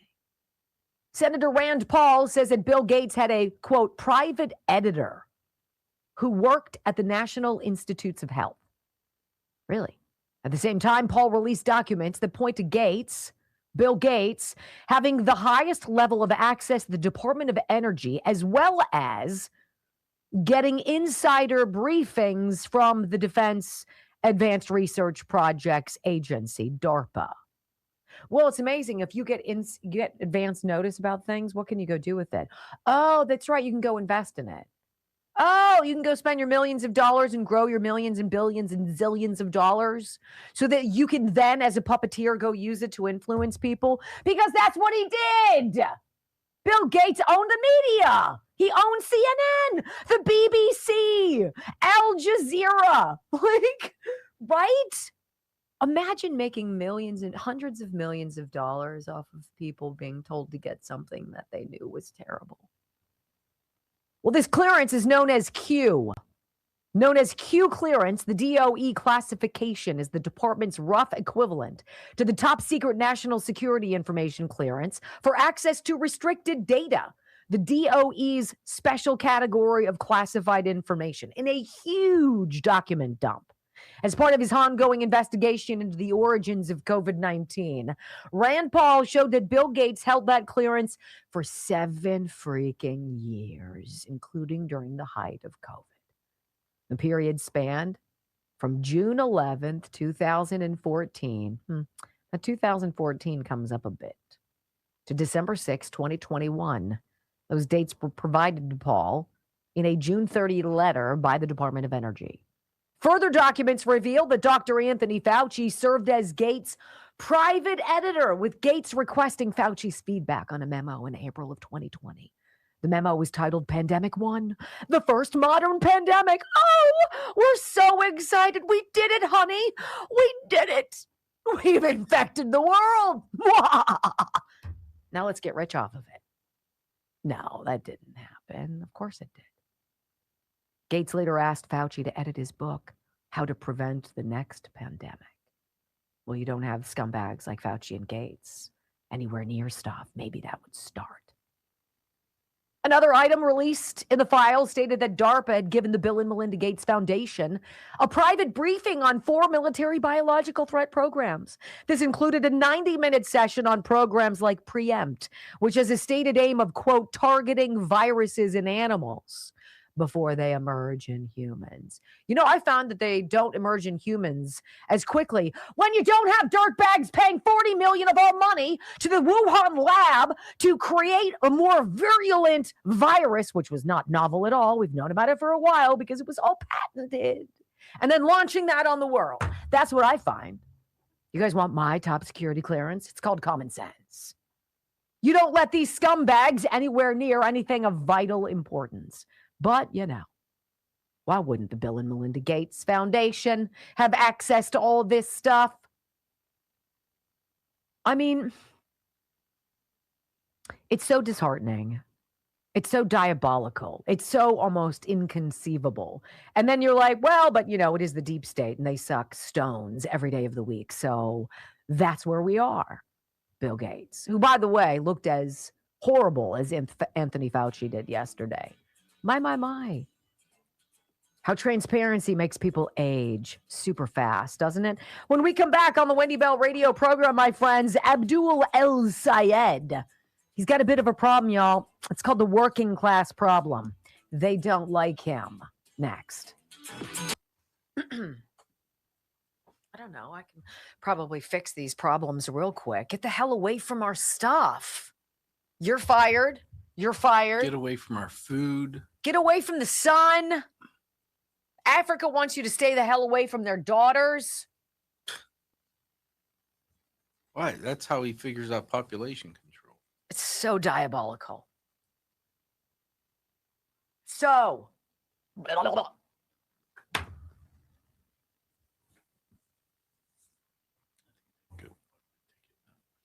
I think when you're going on a trip for a couple days and you take your supplements with you, that means you like them. That's healthy self for me. That's healthy self for me. I'm taking REM sleep and calm mood with me. One, I'm going to be around the whole family. Calm mood all day long, right?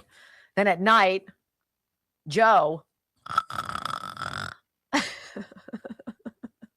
unless I can do one of those. Hey, roll over. Whack. Calm mood and REM sleep. You don't need anything else. My REM sleep, I'll fight you for it.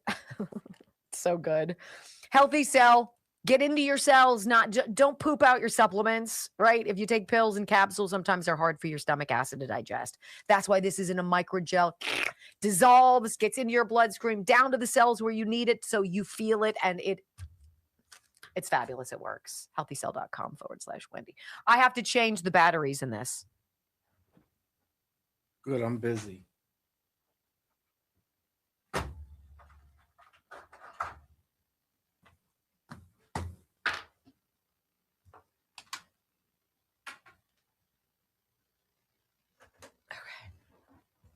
That's not looking too happy.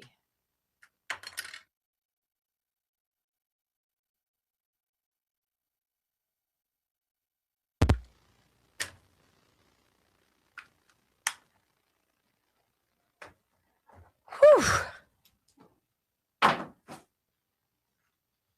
How you doing? How's everybody? Can I borrow the company card next week? Why is that? Because you want to be able to buy cigars? No, I'll do it myself. I love how you act like you're going to take it and like fall on the sword. Like, What's ugh. that? I love how you pretend like you're falling on the sword. Oh, I'll do it myself. Oh, okay. I'm doing it right now. Okay, good. As you should. Wow. It could be employee appreciation, but you know. Pretty sure you just got that. Oh, Kelly has a promo for us. Should we hear it? Yeah. Let me see. Oh, you mean Kelly Pigeon? Yes. Wendy Bell Radio. Fauci said $40 million of our taxpayer money to Wuhan to do these dangerous coronavirus experiments. Started in 2014, ladies and gentlemen. This was no novel coronavirus. There was nothing new about it. It was a bioterror weapon. But this is the biggest government scandal in U.S. history because it is the death of millions of people. Wake up with Wendy Bell weekdays at 6 on the Voice of Liberty. I love his voice. The voice of liberty. I wish I could do that. Some people got it. Some people don't got it. I don't got it. Good job, Kelly. That was a good one. I enjoy that. Let's see what else is going on. How are you guys? Let's see what the comments are. Say what? Don't take away Wendy's lovely hair. What? What are you saying? Why would I take away my hair? You know what I don't like? These, when you order something online and it makes you sign up for a million emails? No, like I'm not a robot. And then you have to pick the pictures that match. Sometimes they're so hard to see. Yeah. I'm like, well, can I get my microscope out, please? I'm just trying to give you my money. Not trying to take it. Hey, okay, I agree. I got mom on again. Triple play of Bonnie. Actually, 4. 1, 2, 3, 4. Thanks, Mom.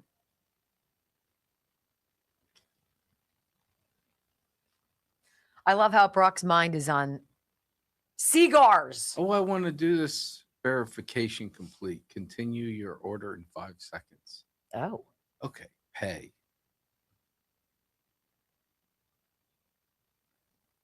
I'm excited about it. I don't get to do these kind of things very often.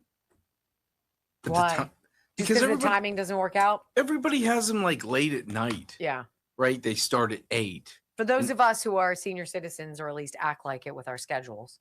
Apparently,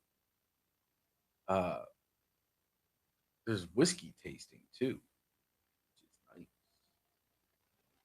Well, I hope you have a fun time. Yeah, if you see I'll be driving to Tennessee pretending that all is good. if you see a charge come up, it wasn't me.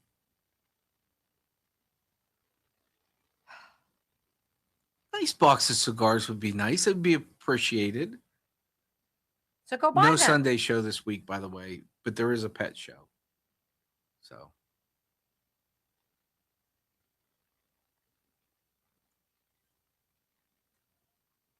I think Sunday I'm fishing. I'll probably be working. I love fishing. Fish, fish, fish.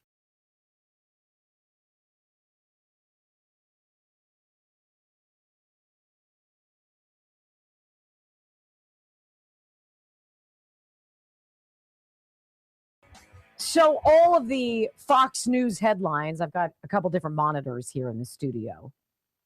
And Brock has me set up so at least I can look at and see what's going on, if there's any breaking news, if we need to jump in and do something. And I kind of peripherally check and see what they're chatting about. It's all about this Democrat civil war. Civil war within the Democratic Party. I'm like, we already had ours 20 years ago, right? And it evolved. It was an evolution. It was a fissuring away from suck Republicans. Tea Party people were like, we're done with the financial crisis, the bank bailouts, the steadily increasing size of government. Republicans are supposed to be about conserving smaller, less intrusion, less size of the government. And that gave birth to the Tea Party. And we know what happened to the Tea Party. They were actively squelched. IRS went after them. They were given a rough time. And ultimately, that grew into what I believe made MAGA, making America great again. And it's also the movement of purging people who suck from your ranks. And we're doing that. John Cornyn, you suck. Goodbye. Right? Bill Cassidy, even though he gave an impassioned speech on the Senate floor today. Bye-bye. Time to move along. Bye-bye. I'm done with you. Next, it's got to be Lisa Murkowski, right? This is what we're doing, this march of exposing the people. Mitch McConnell, who clearly is dead. They said that he's been released from the hospital, ladies and gentlemen. He's been released to his home, of course, but he doesn't expect to come back until the fall. Replace him! What are we doing? Well, Democrats are in the same sort of situation just 2 decades later. It's their own civil war because they invited people like Alexandria Ocasio-Cortez and Rashida Tlaib and others who are known Marxist communists, socialists, whatever you want to call them. It's an un-American paradigm that completely contradicts what the founders had as a view of this country. And so, as such, I reject it wholly and will loudly, forever, period. Let's check some of the headlines for this Abdul El Sayed guy. He says he's not a socialist, but of course they back him, right? Let's check the headlines. He won the Democratic primary for the Michigan Senate. Now everybody's freaking out because the Democrats spent like $60-odd million for this Haley Stevens chick. They couldn't get her across the line. Here are the headlines. The Hill. Demographics fuel Democrats' concerns about El Sayed's strength. New York Times. Why polling overestimated Abdul El Sayed's advantage in Michigan. Politico. Messy Michigan primary leaves Democrats licking wounds. The Detroit News. El Sayed faces hurdles. United Black Jewish voters across bitter primary. And Reddit said even. Elephant in the room. El Sayed and Detroit. Black voters don't want him. Working class voters who didn't go to college don't want him. They don't want him. The white, the college educated, they do. Ah, isn't that interesting? These people that the Democrat Socialists of America, they're like, we like these people. It's all about the working people. We're going to take the money from the billionaires and the elites and all of those people. It's about the working people, except all of your people are rich. And a lot of them are white. How does that work? Well, Harry Enton says Michigan Senate seat is not a slam dunk for Democrats. Oh, no, they're bringing out Harry, which means they already know it's a lost seat. Listen. Once El Sayed became the favorite for that nomination, and now that he's actually become the nominee, Democratic chances have fallen dramatically. You can see it right here, cast your prediction odds. Take a look here, chance to win the Michigan Senate race. You go back to April at this point in the month, Dems had a 79% chance. Look how that number has fallen dramatically. Down we go into Lake Michigan. Now we're talking about just a 59% chance, while Mike Rogers, the Republican nominee, look at this, 21% chance, basically doubling, now up to a 41% chance. So the people who are putting their money where their mouths are quite skeptical at this point, or at least significantly more skeptical, that Democrats will be able to hold on to the Michigan Senate seat with El Sayed as the nominee, though I still should note he is the slight favorite here. But given Michigan being a purple state and given where Trump's approval rating is, I think it's quite surprising that his numbers are not significantly higher. And Harry, there's a clear breakdown where the Democrat Party is losing support, right? Tell us more about that, as if everybody didn't know this was coming. El Sayed talks about, being the candidate for the working family, the working class. How did they vote for him? Yeah, this I think is the big problem, right? Democrats have been hemorrhaging working class voters, voters without a college education. El Sayed comes in, the great promise of him, some populist message. I can connect with those voters. Well, in the primary, it didn't happen. Take a look here. Okay, counties El-Sayed won in the primary. 0 of 15. 0 of 15 with the lowest share of college degrees. Ergo, he did not win in those working class areas. Where he did win, he won 13 of the 15 counties with the highest share of college degrees. So you're thinking about Democrats having real trouble amongst the working class. El-Sayed came dramatically from those areas, in fact, not where there is working class folks, but where there are highly educated folks, more from elite circles than from the working class circles. And I think there's real worries among Democrats. Will that transfer over to the general election and El-Sayed continue to have the problems that prior Democrats have had with the working class? Yeah. Yeah, they're freaking out. Polls overestimated the margin of victory that El-Sayed would have over Haley Stevens. And it wasn't just by like a little bit. Like, yeah, we kind of got it wrong. He's like that Ann What's-Her-Face in Iowa who's like, Kamala Harris is totally going to win this. And we were all like, what? And then she retired, not Kamala, but the pollster. Remember that? Well, polls overestimated El-Sayed and people's hunger for this guy over a more traditional, though freaky Democrat. Listen. You think that's not the only worry the Democrats should have here? No, it's not the only worry because, I mean, the polling estimated El-Sayed's primary margin by about 10 points. And I think there's a real question, will that happen in the general election again? Because the general election polling is quite tight. And what we know in Michigan is the candidate of the college degrees tend to be overestimated. Will that happen with El-Sayed? Maybe, but I think it's just another worry in why this race has closed dramatically and the folks who are trying to handicap it. The candidates among those with college degrees tend to be overestimated. Yeah, these people live in a bubble. They have no idea what's going on in your neighborhood. They have no idea what's going on in the real world. Even Bill Hemmer over on Fox News picks up on this. The whole working class guy image of this Abdul El-Sayed guy, right? The vibe for him didn't translate. The only places he crushed it were the college towns. Listen. How the major college towns in that state voted. You ready? Here it is now. He won by 53 in Ypsilanti, 36 in East Lansing, 36, 31, 30, 28. That's a clean sweep, all right? What did she do with major black towns across the state? She won by 53 points, 49 points, 40 points, 37, 35, 31. There's a clear distinction here, gentlemen, between these two voting groups, at least this past week in Michigan. Takeaway, your bread and butter, the working class, your bread and butter, black voters, Democrats. They're rejecting what you invited into the party. They're rejecting what Bernie Sanders brought in. And what Nancy Pelosi, Hakeem Jeffries, and Chuck Schumer either were too weak to stop or too lazy. Harry comes back. He's like, look, Haley Stevens won the working class and the black voters, right? El-Sayed got the college kids. College kids don't translate into winning general elections. They never have, period.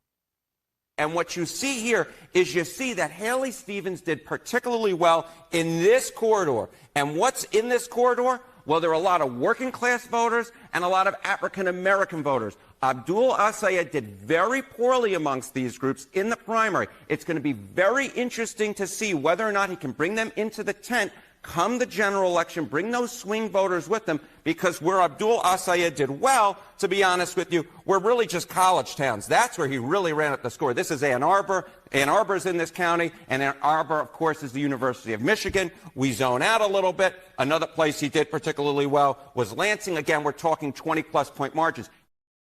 All of these college towns. Now, let's talk about this. Even a small percentage of voters who chose Haley Stevens over Abdul El-Sayed, if a small percentage of Haley Stevens voters pull the lever for the Republican candidate, Mike Rogers, El-Sayed is cooked. This is Mark Penn.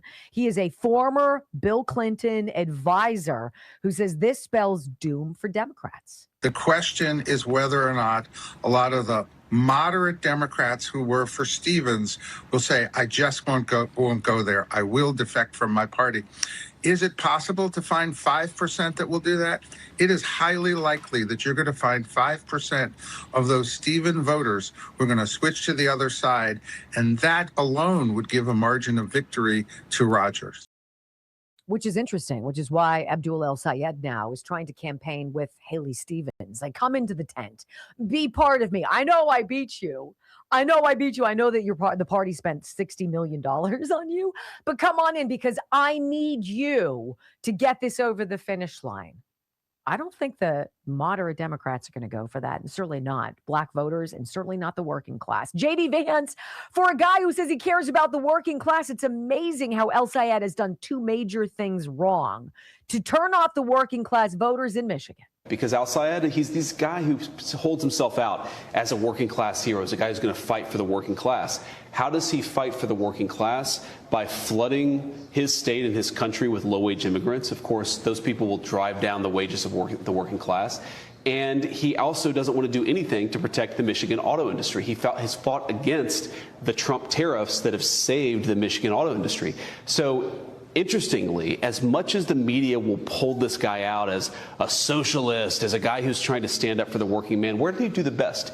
He did the best among wealthy white liberals and among new immigrants to the United States of America. He basically represents the modern Democratic coalition, which is self-hating white liberals united to people who just came to the country for the first time and don't actually have the sense of appreciation for it that they should. Those are the people who are voting for Al Sayed. Think about how many people out there, not just in Michigan, but in America, didn't go to college, who couldn't afford college or didn't have an idea of what they wanted to do, like most 18-year-olds. And so they got a job and they've been working all of their lives. And now you've got people, these wealthy, right, triggered, indoctrinated and groomed college graduates, by and large white, who hate their own and have their own self-loathing because of their whiteness, voting for these Democrat socialists or these dangerous candidates. I'm sorry, the majority of the people who actually work for a living and who know FICA is taking a lot out of their paychecks, they're not going to be easily convinced that this dude whose radical policies that are anti-American, they're not going to go for him.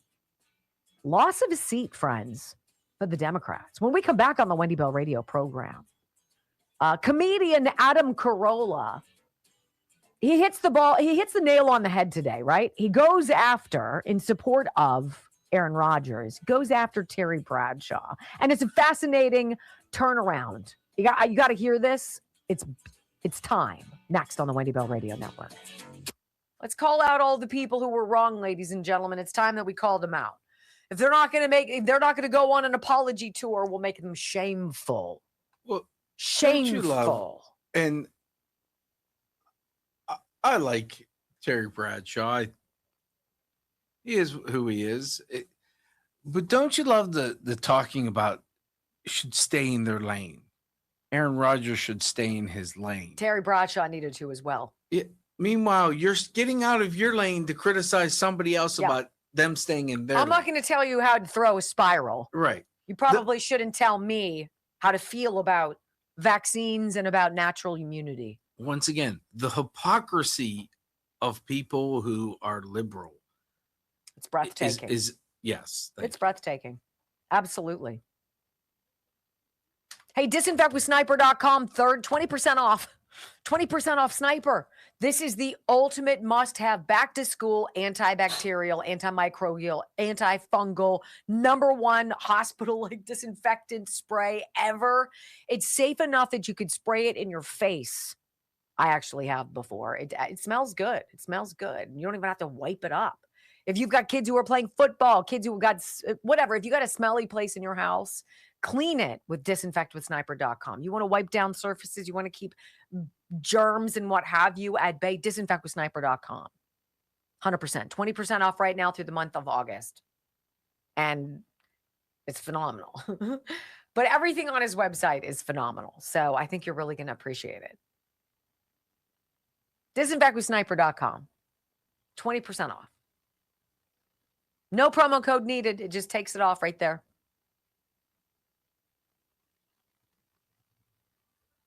I really like this clip. It's interesting how what'd you say? There is a lot of editing. Yeah.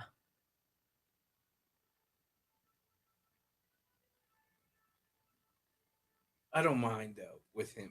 He has such a great take on things, and his analogies are fantastic too. Who? Adam Carolla. Yes, he's terrific. He's terrific. Yeah, I like his show. And he's just enough. He's funny. I don't care if people swear anymore. I don't care. Yeah. I mean, one could say, I'm obviously not going to do it here commonly. Every now and again on the weekends I will with you. And that's not a good look necessarily. And I'm not doing it to act big. You get pissed. And so things come out.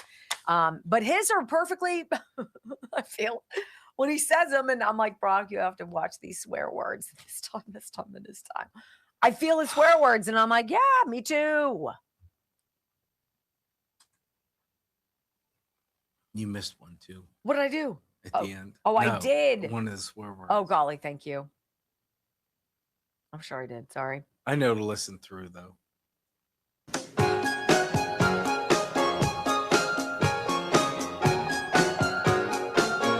Welcome back to the Wendy Bell radio program. There were a lot of first things that happened during the pandemic that I think woke a lot of us up. And I've said this on multiple occasions. I don't mean to erase whatever suffering you or the people in your orbit went through. The loss of life. No, I'm not going to say that it was worth it. It wasn't worth it for us to wake up. It was like we all had to go through that. We all had to be incredulous in our cars, watching people driving Jeeps with the windows down, the top off, by themselves, wearing masks. Like, you had to see that. You had to pay attention to the people in the woods who are walking their dogs in like germ-free environments, wearing masks and being petrified when you walked by them, like you had the plague. Right? We watched that. We watched people lose their minds. You're not 6 feet away from me. Stay 6 feet away from me. And we're like, holy Moses, you needed to see this. I didn't need to see people die. I didn't need to watch people die alone or have their businesses killed. But you got to see people stand up for what they believed in and have the wherewithal to stand up for it publicly. And Aaron Rodgers did that. And he told everybody, he was vaccinated. He wasn't. But he was taking all of these things that he believed were better than this mRNA gene scrambling nonsense, whose effects we will never know the true scope of, because they'll never tell you. You'll never find out. You can only imagine. And your imagination would be low, probably. Adam Carolla, comedian, podcaster, truth teller, great analogy maker, very simple to understand. He said something about Terry Bradshaw, who finger wagged Aaron Rodgers during COVID, about being a liar. You lied to everybody about being vaccinated. You lied. And Adam Carolla walks through a very, I think, meaningful dissection of that and basically says to Terry Bradshaw, interesting, maybe you might want to zip it. Listen. I'd give Aaron Rodgers some advice. It would have been nice if he'd have just come to the Naval Academy and learned how to be honest. Yeah.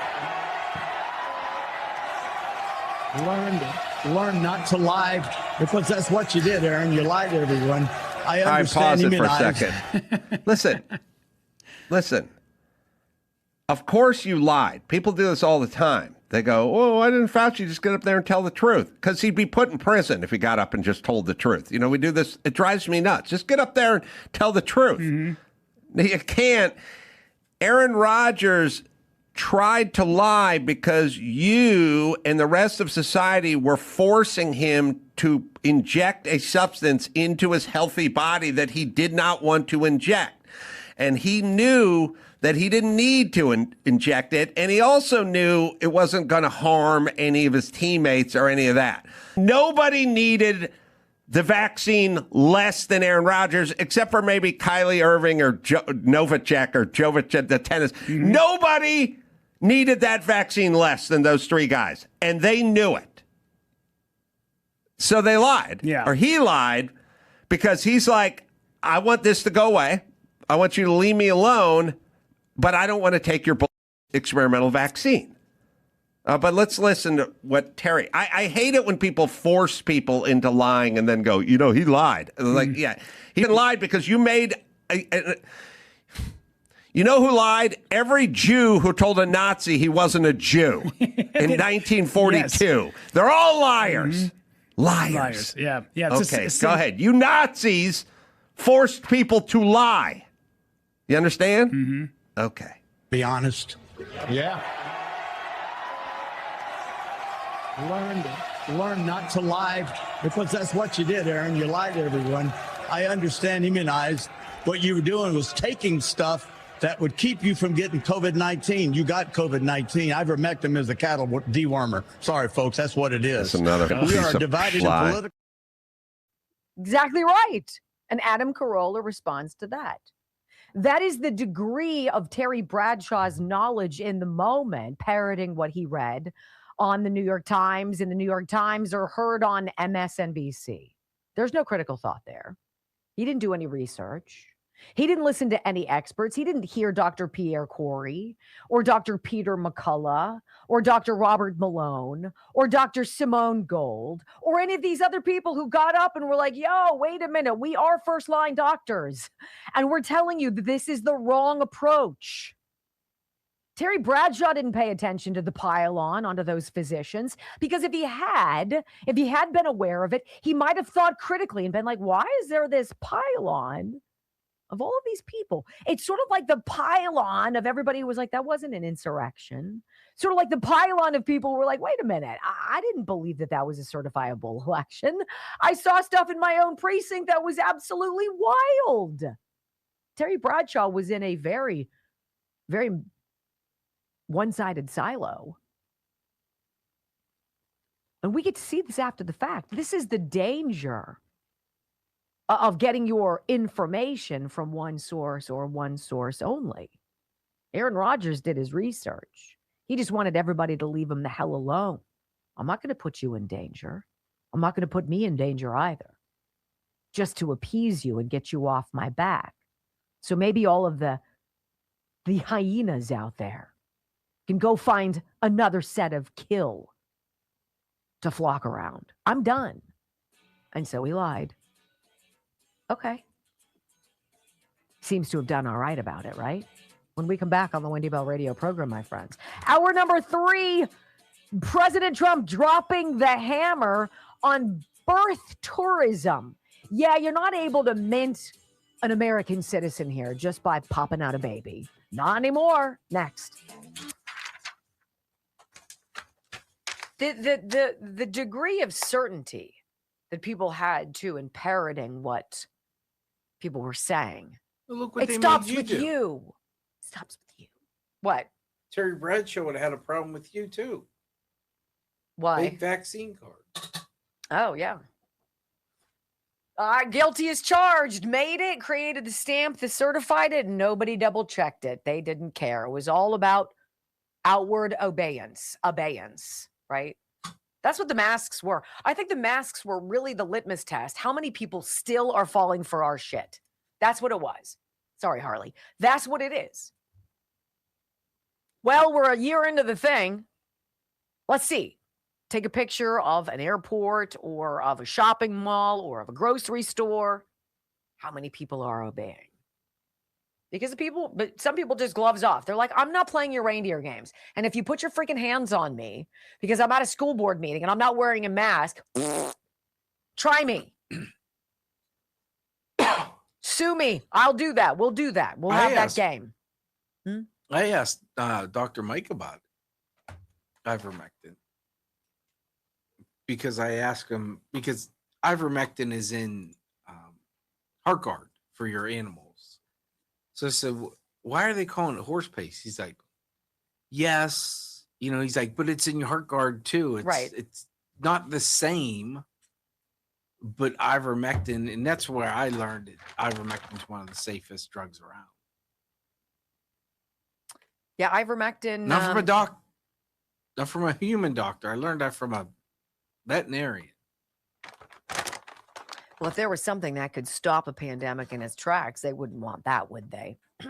DrinkLTV.com/Wendy, up to 64% off right now. I've been drinking it every day. Let's see where we are.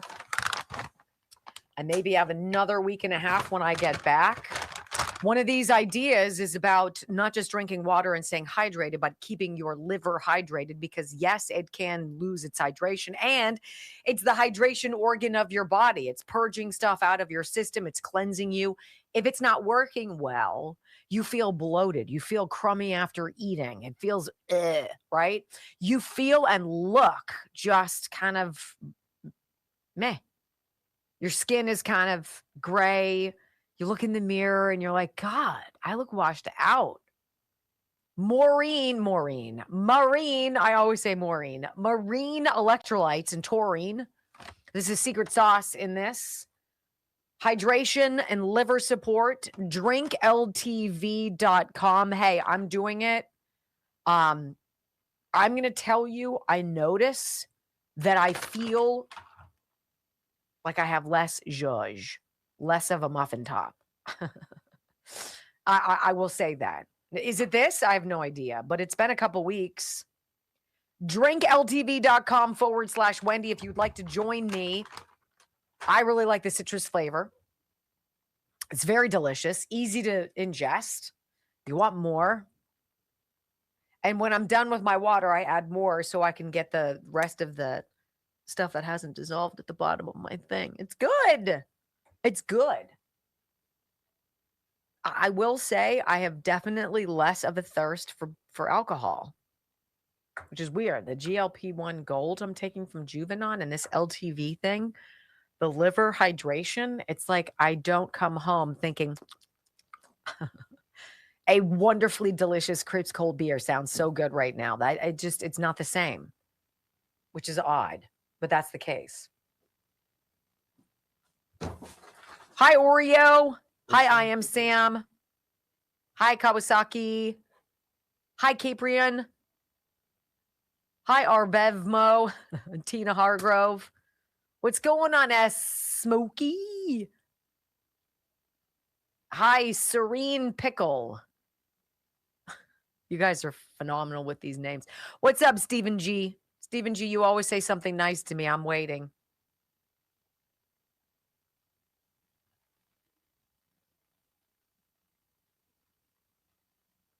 Hi, Ortega Hugo. I see you. Hi, Green is 122. What's going on? Hi, Eric the Gray. Less of a thirst for alcohol. Stop taking it, they say. No, I'm serious. I do notice that.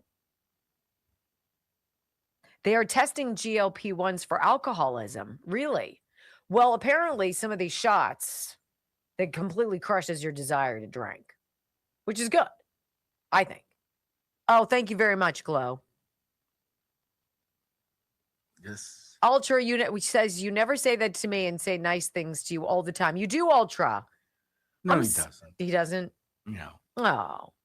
I'm just saying that usually I get it from, let's see. Hi, Doc. Hi, Joma. What's going on, Melinda? All the people just saying nice things. No. Yeah, I mean, Jim's right. You It's playing the liberal card, and they're just feeding it in. Fauci's great. Wendy's great. Hi, Jumi. She's Is it gonna Jumi need a or Jammy? candle soon. Jammy. Hi, Jammy01. What's up, Trump inspired? What are you saying over there, Brock? Yeah. The St. Wendy candle. No. The longer that your hair, the you look. you look. Okay. So, yeah, I think It's getting there, don't you think? You guys decided it. I think I'm going to go to, see, and I have a long, narrow face, and I don't want to get dragged out and look old, but I think I might go to there, which is when it's wet. It's like in the middle of my back. Hi, Birdland. What's going on, Myron? It's Wendy's World. That's right, Stephen G. Wendy, would you consider doing a segment on the elder abuse that is committed by court-appointed guardians, adult You know, I would be interested in reporting on it. Yes, for sure. You want me to catch some you want me to catch trout. I don't think I'm going to catch trout. Never However, had a thirst for alcohol. You What? haven't had a good cocktail then. A good bourbon, a good beer. Did you ever cut the grass? I mean, cutting grass goes with drinking beer. It's one bad thing about having fake grass. Okay. What? Just because it's Wendy's World. Well. 5, 4, 3, 2, 1. Wendy Bell, America's anchor mom, fighting for America 1 hour at a time. Welcome to the family. She once hosted a 3-hour show in just 15 minutes. She once intimidated the Electoral College to audit itself. Her monologues are so sharp, they're considered a concealed carry weapon. Fact-checker sites routinely issue her a retraction a week in advance. Even her commercial breaks trend on social media. Her freedom of speech has diplomatic immunity. She doesn't just drain the swamp has to ask for cab fare. Wendy Bell is the most interesting conservative woman on radio. Keep rumbling, my friends. 3 hours of bold truth and excellence. You've just signed up for the WBR Army. Strap in. This is the Wendy Bell radio program.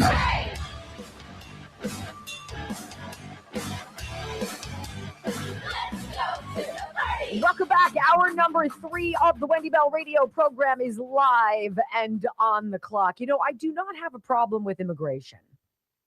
I don't have a problem with people from other places on planet Earth coming to this country because they're intrigued by the many mysteries and the majesty of what I think I know I take for granted every single day. I've never lived anywhere else. I don't know what it's like other places. But I can tell when people will risk drowning in the Rio Grande to just swim across to get to the other side. There's got to be something pretty special worth risking it all for. I didn't realize that it was all fraud, waste, and abuse, right? How much money can we get on these programs? Welfare. It wasn't always like that, though. Look, the thing that makes America unique is yet that we are a nation of immigrants. Of course we are. But the thing that works is, as immigrants or wherever we're from, there is one unifying connector. It's love of country. And when you bring people from all over the world who don't have that love of country, they have love of dreaming of wealth. This is why they come across your border carrying their own flag. Well, if you're seeking asylum or you're running away from some kind of tragedy, right? You wouldn't bring your flag. You would bring the American flag. And when you made it across that precious border, you would drop to your knees and say, "Oh, praise God, I made it." And then what would you do? You would go through everything you would need to do to learn about this country. Wouldn't you be voracious? You'd want to learn about everything. How did it begin? What were the struggles? What happened next? What can I do? Where should I go? How can I have this? How do I become an American citizen? These people coming across the border, so many of them, they don't care. A lot of them just want to get rich. That's the dream. To rip you off. not to contribute, not to bring flavor and spice and knowledge and culture and innovation and unique elements, the thread of the great tapestry of United States. That's not what it is. And these women who come here to have babies out of birth tourism because they think once they have a baby on American soil, boop, there you go. You've got an American citizen. You've minted an American citizen. And from that baby, you can bring everybody. Abuela, yeah, come on, tia, come on. Come on, aunts, uncles, cousins. Let's go, grandma. No. Sadly, the Supreme Court didn't seem to feel the same way that we did about this whole idea of birthright citizenship.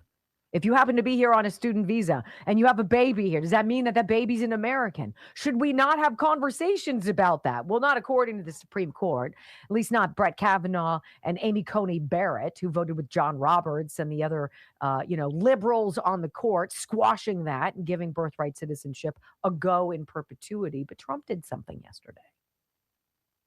And he's like, no more of this birth tourism. You can't get rich making a baby mill. You can't get rich being a travel advisor to people from other countries who will pay through the nose to come here and birth an American citizen. So President Trump yesterday in the Oval Office signed an executive order limiting birthright citizenship and specifically targeting birth tourism. And he said, look, we had a very unfortunate decision in the Supreme Court concerning birthright. We have 6-3 Republicans to Democrats on the high court, and we can't get our 6 to freaking do what needs to be done. It was close, but a very, very unfortunate decision. So he says we're making some adjustments because it's unfair. It's not fair. One of the president's orders expands the definition of who would be ineligible for automatic citizenship, including alien enemies of the United States, members of foreign terrorist organizations, as well as the children of diplomats and other recognized international organizations. No, you can't have a baby here and have that baby be an American. And the second had to do with banning the practice of birth tourism. So we've got a couple audio sound bites for you. I want you to hear Stephen Miller, and he specifies a section 215A of the Immigration and Nationality Act. So people are like, oh, Trump's trying to go around the Supreme Court. No, there's a part of this that gives a president unilateral decision-making over who gets to come and who gets to go into this country. Stephen Miller elucidated it in the Oval Office to the reporters yesterday if they were listening. Listen. So birth tourism is by definition a fraud on the American system, on the American taxpayer, on the American visa. If you're coming here, and again, your stated purpose is that you're a tourist, then by definition, you are here to come for a few weeks, look at what we have, engage in commerce, and leave. So if you're telling a consular officer you're here as a tourist, but your true purpose and intent is to go to a baby mill, give birth, and try to mint an American citizen while you're here, then you're committing a fraud against the American government. And by definition, that visa can and should and will be now denied. Period. Does anybody have problems with that common sense? It seems extraordinarily logical to me. It's sort of like the pushback that the Democrats had in that Senate Homeland Security hearing when they were voting to hold Fauci in contempt. And they were like, oh, Rand Paul is unhinged. He's a man with a revenge. And I'm like listening to Rand Paul, and I'm like, all he's saying is we ask very specific questions. Dr. Fauci had no reason to lie. America deserves these answers. That's contempt. Period. I didn't hear him raise his voice. He didn't flap his arms. He didn't break a sweat. He wasn't like, you don't know, Senator Paul, what you don't know. He was like, look, this is just, America has the right to know. You do not have a right to lie. You have a pardon, right? I feel that way about this. It's not complicated. If you want to be an American citizen, there's a process. And it's a process that has a line. And there are people in line ahead of you. But there's a right way to do this, and there's the wrong way to do that. And the wrong way is the Democrat way, which floods the system like Cloward Piven, right? That whole theory. Bring in a bunch of people, collapse the system of welfare, of all of the things that people need to survive. And then when everything falls apart, be like, you know what, we're going to change it. We're going to change it. We're going to do something new because clearly we have to. And you're like, wait a minute. No. That's not how it works. President Trump even said himself, a reporter asked him, what do you think? How many babies?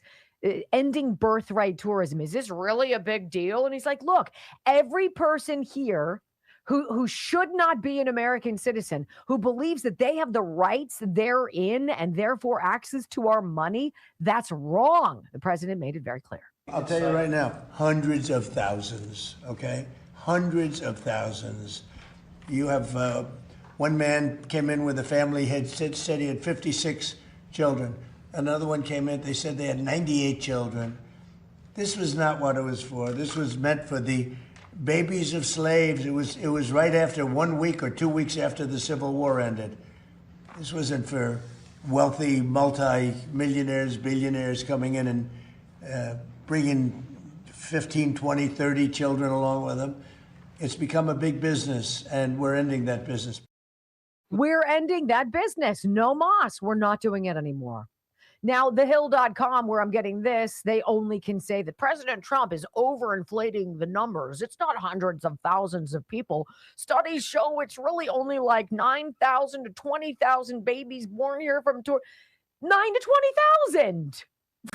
I mean, stop it with well, it's enough, but it's not too much. It's some fraud, but not a lot of fraud. Well, it's some illegal voting, but not everybody's doing. Well, it's just a margin. It's not that big. No, see, wrong is wrong. North is still north. Period. We have the most precious thing on planet Earth, citizenship. We are what the world wants. Free to do as we want, vote as we wish, get the medical interventions we decide we want. We decide what we want to do, how hard we want to work, what we want to do for a living, how many kids we want to have. All of it. You decide, independent of your government. That's not how it is everywhere else. You ought not be able to come here 9 months pregnant for a 3-hour tour and get your baby birthed on American soil to then start your family here. I'm sorry. Not sorry. Good for you, President Trump. Good for you. When we come back on the Wendy Bell radio program, let's talk about Democrats so intent on stealing our money. Did you guys know there are 2 blue states that are actually suing the USDA to prevent the release of the welfare rolls in their state? Gosh, I wonder why. What could that be for? Next on the Wendy Bell Radio Network. Let me tell you about Wendy Loves Gold. I almost got too long in this, and I don't want to. Look, you can get silver, the single silver 1 ounce coins. You can get 20 of them in a sleeve. You could get a brick of silver. You can get a bar of silver. By the way, bar I think is better than brick. It's pretty good. That's what I got when I got in touch with WendyLovesGold.com. Texas Bullion Exchange. WendyLovesGold.com. They want to help you not have all of your money in the stock market or stuffed underneath your mattress or in a terrible savings account where it's making like 5 cents a month.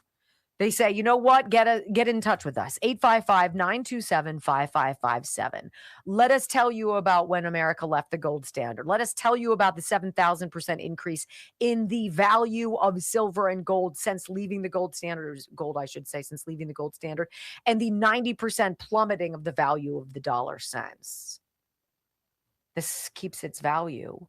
It keeps it, and it keeps growing and growing and growing. And so if you buy it, you can give it to your children. You could give it to your grandchildren. It could be your insurance policy forever. 855-927-5557, WendyLovesGold.com.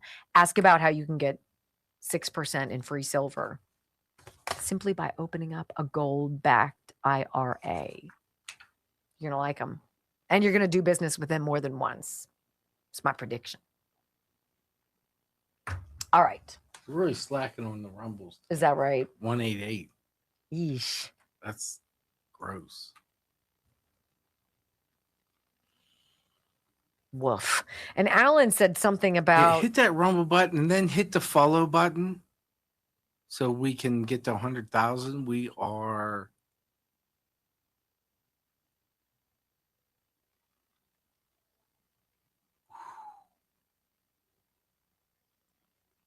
almost 1,100 away from 100,000. 1,100.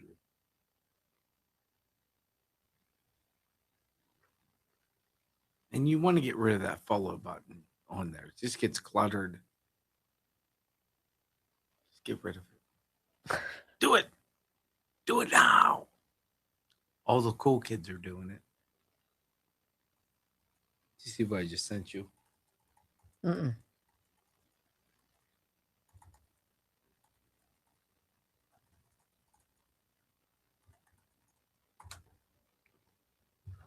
No, I did not.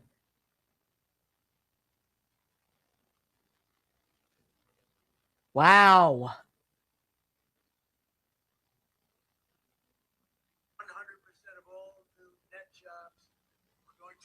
Migrant workers, see that 100% of new jobs were going to migrant. These are government numbers, by the way. These are not Trump numbers. These are government numbers because they say, well, did Trump come up with these numbers? No, I didn't come up. I'm just... Okay. So apparently, that's a pretty big deal. Huh. Thank you for sharing that. I'll pull that up in this segment.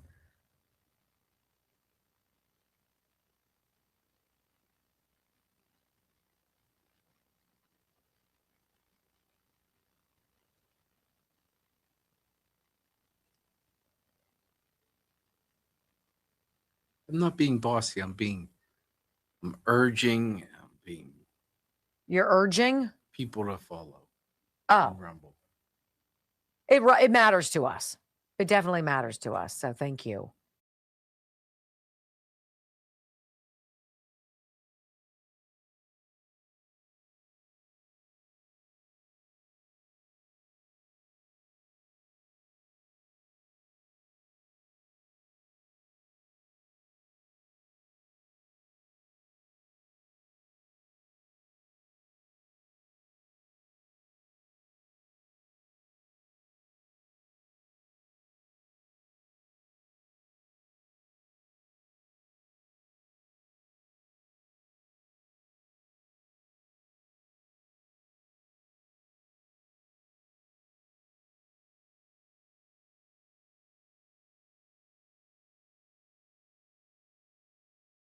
Wendy Bell radio program. Brock just sent me this. He got it off of X.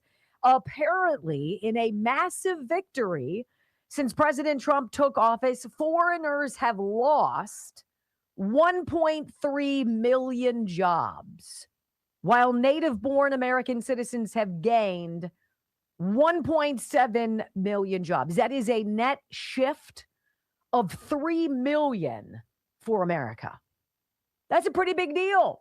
You guys remember all the job numbers that the Biden administration would come out with? They're like, oh, big numbers. Blah, blah, blah. We added 818,000 new jobs in the last quarter. And they're like, oh, golly. Actually, all of those are foreign born. There were zero American jobs. They were all going to the migrants. What happens when migrants take jobs? Wages go down. Cost of housing goes through the roof because there's too many people to take care of. This president was like, no. How about you all go home and our jobs go to Americans? How about that? Unless, of course, you'd like to become an American, in which case there's a line and you'd be at the end of it. Deal with it. This is one of those stories that is just baffling to me. It's just so obvious. It's like men shouldn't play women's sports, right? We know what a woman is because she has a uterus, okay? How about that? We know these things that are self-evident that apparently elude some people who happen to be Democrats. What do you want me to do? If you're not sharing your data, there's a reason. And it's because you're cheating. It's because you're stealing. It's because you're grifting, and you sure as heck don't want people to know about it. So why are Democrats so daggone intent on stealing our money? None of the blue states, as of yet, has yet to comply with the USDA's request for the SNAP rolls. How many people in your area are on food stamps? We should be able to cross-reference who these people are. It's sort of like dealing with Medicaid fraud. Oh, you're a provider. Please show us all of your children or all of your patients, all of your data. Oh, I don't know. I just work here in the office. I don't know all of that. Really? This is what Brooke Rollins told Stuart Varney. Like, literally, they're suing us. These states are suing the USDA, Ag Secretary Brooke Rollins says, so they don't have to fess up and tell us that they've been ripping off the American taxpayer for daggone decades. 18 months ago, I sent a letter to every governor saying, partner with us. This is not political. We are sending all of this taxpayer money. We have no idea how it's being spent. The fraud is rampant. We know that it is. All the Republican governors and 2 Democrat governors said, yes, we want to be a part of this. What we have found in those states that have more guardrails than Minnesota or New York or California, a couple 100,000 dead people, 500,000 people getting more than one benefit. I mean, people driving luxury cars. But the other blue states, including the 3 that you mentioned, sued us. So we are in massive litigation right now trying to get that data so that we can better serve the American taxpayer. But what Vice President's talking about is codifying that language so that it would require that data sharing so that we don't have to be in this back and forth with these blue states. I mean, like, honestly, they started it. We have to stop it. We have to end it. You want people to grift endlessly because you lured them to come in with the promise of easy living and the riches of being an American in favor of or in exchange of your vote for Democrat, right? They started this, and now it's up to the president and this administration to carve these people out. 186,000 dead people have been receiving SNAP benefits, supplemental nutrition benefits for kids. And for moms who have a hard time putting food on the table, 186,000 dead people. And then there's another 400,000 who've been receiving more than one benefit, who ought not be receiving any. And they're suing. The states are suing the USDA to prevent from coming clean. How in God's green earth is that acceptable? How does that happen in the United States of America? Well, then I want you to hear this. I'm just going to read a couple of these paragraphs. Let's see if I can pull it up in time. I've got the wrong link here. Dang it. I pulled up an article from one of these leftist rags. It's called Mother Jones. If you ever need to know who's on the right side and who's on the wrong side, if this administration is trying to accomplish something, it's for the right reasons. They've made this abundantly clear.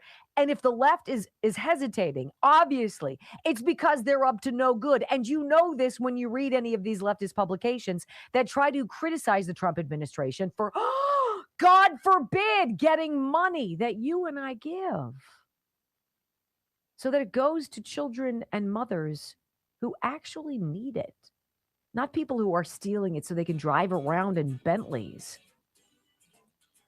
It's not complicated. Is any of this complicated to you? When we come back, this phenomenal reason that you should never underestimate this Generation Z, okay? Why we're calling it America's new silent generation. What's next on the Wendy Bell Radio Network? I got another hypocrisy for you. Oh, please.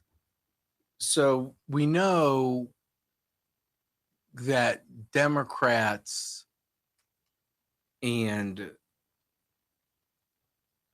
the left complained about Donald Trump firing people, right? Like bureaucrats. Mm-hmm. Oh, the shrinking of the federal government? Yeah, because these people they shouldn't be fired because they X, Y, and Z. Hillary Clinton. A Democrat president must get rid of all Trump administration people so they don't subvert the Democrat administration. Do not let anyone hang around in some small office somewhere. People are going to have to be searching to make sure that they are not going to be literally subverted from within the government. Hey, bitch, what are your people doing? What? Can you be so out of touch Well, it's not out of touch. It's absolute.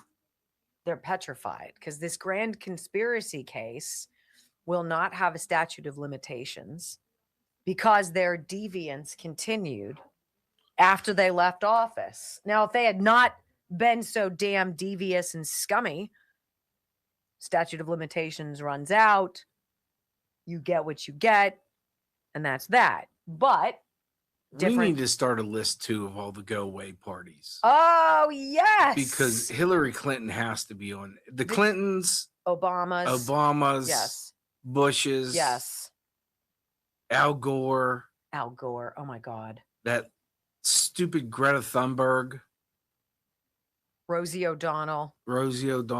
She's apparently coming back on The View. Because what were they trying to figure out how to make it worse? Wow. Her and Whoopi can duke it out. Who? Whoopi. She and Whoopi can duke it out. I hate you. I love you, God. Thank you. Thank you so much. I won't have what she's having. I mean, seriously, though, all these people, Dick Durbin, go away, right? Mitch McConnell, Dick Blumenthal, Richard Head, Joe Blumenthal, Lofgren, Toodles, biatch. Patty Murray, Mazzy Haroni, Mozzie Haroni, or whatever. Maisie, whatever, go away. Go get a cocktail. That's how she says her name when she's hammered. Well, you know, her first question, have you ever been convicted of sexual assault? Nancy Pelosi's off. Against you? She's No. MIA. Who? Pelosi. Well, she's going away. She's probably dead. Aren't they Gavin Newsom. Aren't they all supposed to be dead? I mean, let's think of some Republicans, too. Let's be Mitt Romney fair. always can be gone. I'm trying to get all the little sharks taken care of here, guys. The Bushes can go away. Anyone with the last name McCain. What's up with all these men in Congress having ugly looking wives, too? Like Chuck Schumer's wife is a linebacker. She's a linebacker. Yeah. I swear she was Rudy Rudiger in a different life. That's how she's built. Not good enough to play, but maybe she's got the. She could sit on you and you'd be like, okay, I'm sorry. Yeah, it's bad. Mitch McConnell's Elaine Chao. Well, that's a marriage made in China for the Chinese. That's a marriage made in China. I find it fascinating that Did even you get though everybody?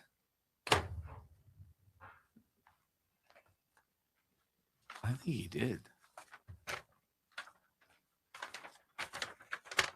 Did Rumble Wallet? You did Ghost Bed, right? Healthy Cell, Ireland, Ireland Contracting. I thought you did, but okay. I mean, don't call Dan. That's true. Because he's coming to your place. He's gonna come to my place first. 100%. But we had more biblical raids this morning. Did you sweat the ceiling? Did not. It was a deluge. It was. It was a open up the sky. Like you could not see the neighbor's house. It was just sheets. And I was like, oh my gosh. And I didn't have to worry about it at all. 1-800-NEW-ROOF. IrelandContracting.com. Roofing, siding, soffit, fascia, gutters, downspouts. Look, you never want to get that charge. You never want to get that bill from somebody who's like, you know what? It's only going to be $50,000. But I will say this. When you need a new roof, you know you need a new roof. It's not negotiable. Been like 50 years. What'd you say? Your roof was like 50 years old. It was original to the house. 1980. Yeah. So I think I dodged a bullet for a long time. And then, yeah. And then it was like, and Gary was like, dude, you need a new roof. Bite the bullet. Enough. Literally, that's what he said. And I'm like, really? I'm like, is this the friends and family discount plan? He's like, nice try. We've got labor. We've got men.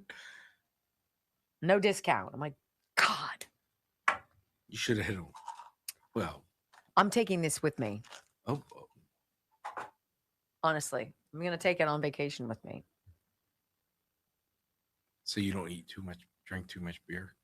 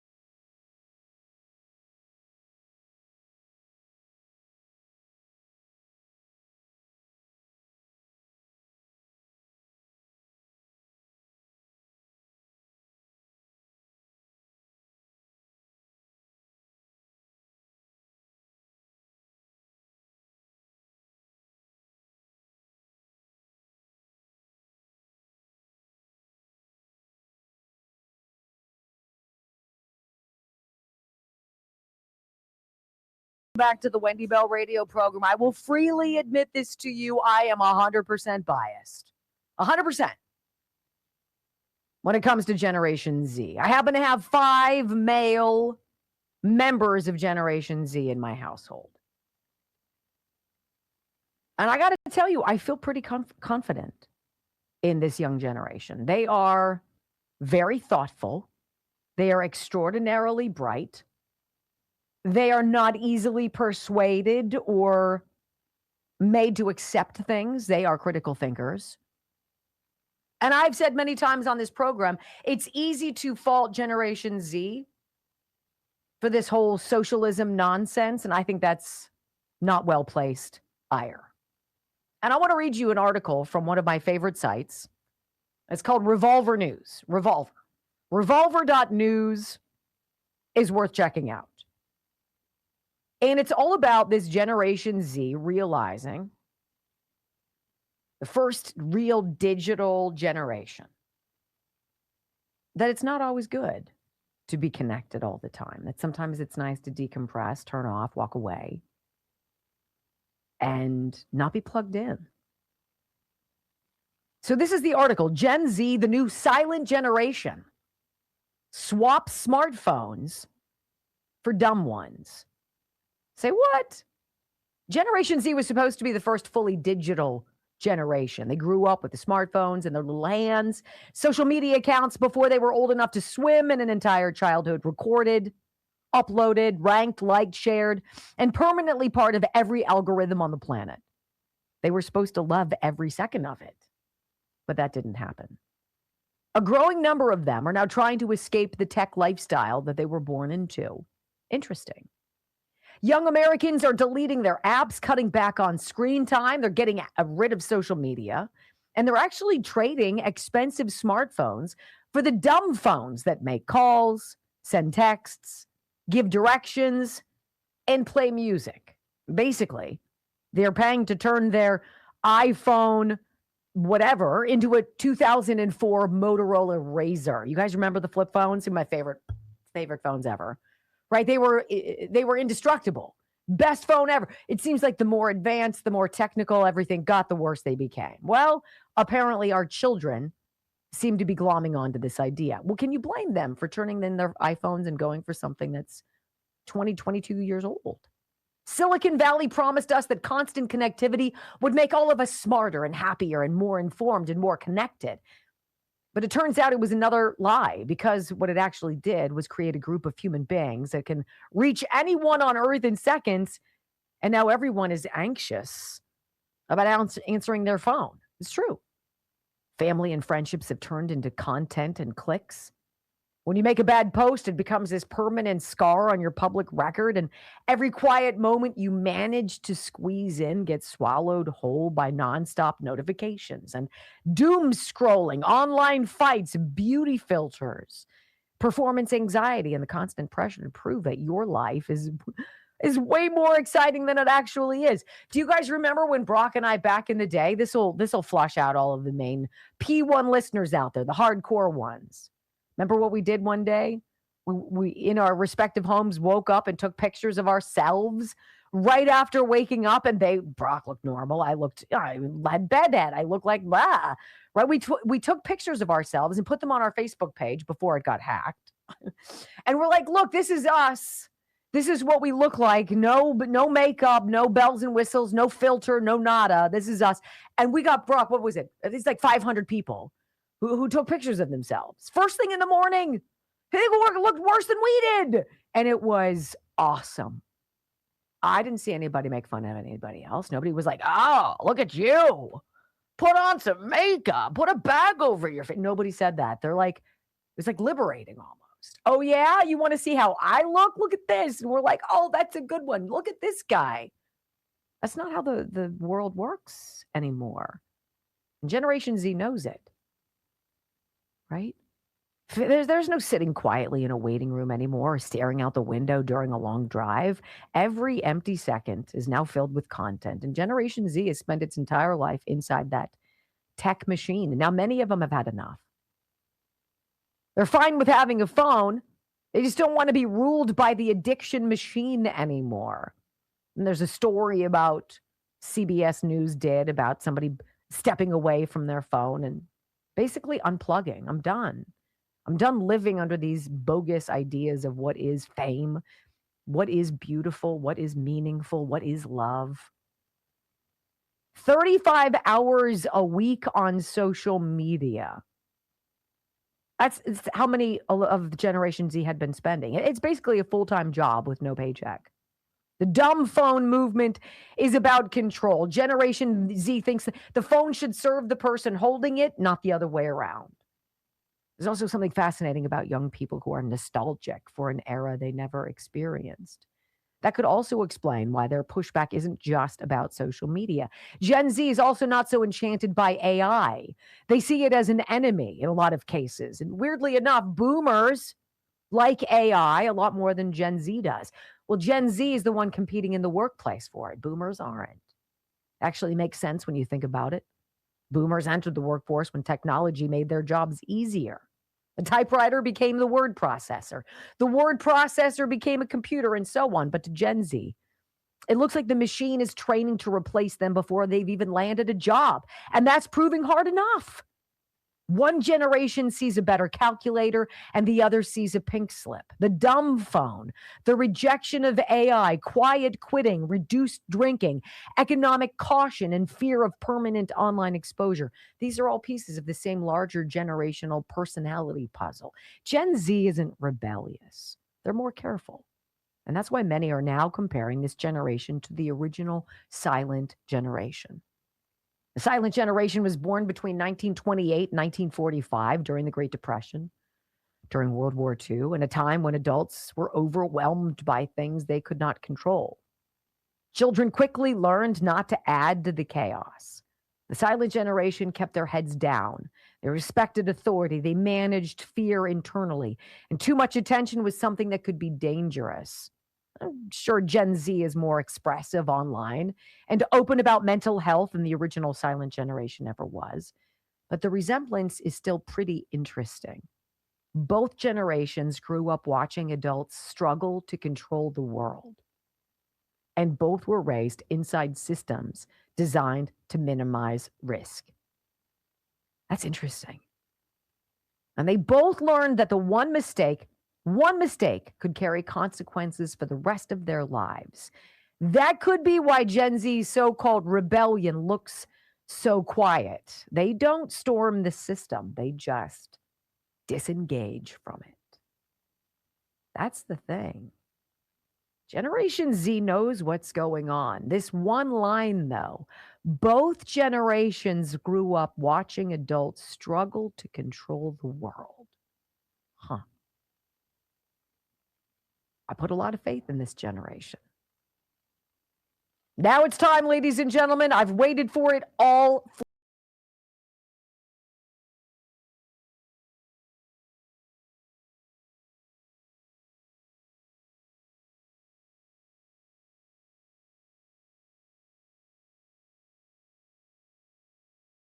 I love these stories. So do you guys remember the story? It was, I think, in Pensacola, Florida. And it was a guy who went into this restaurant every day and he got the same order every single day. And then one day he just didn't show up. And then 2 days he didn't show up. And that's where the process started to find him and basically save his life. Here is a review how the public responded to Steve Hartman's original story with kind of a boomerang. That story, because it takes every single stereotype, every headline that we're told makes us such bad people, and it completely throws it away and says, yeah, you know what? I'm not buying it. I'm not buying it. When we come back on the Wendy Bell Radio program, Bad Joke Friday. Don't miss it. I just love that story. Can you imagine eating the same thing for lunch and dinner every single day for 10 years? I guess honestly, that restaurant kept him alive. Because you know darn well this 80-year-old something guy is not cooking himself meals. And so, wow. They went and they got him a place across the street. They went and fixed it up. They went and put in lights. They added appliances, and people from all over came and sat and saw him. Like, I don't know. I just think it's the cutest freaking thing ever. That's what I think. Thank you. I did not pre-read. Of course you didn't pre-read. I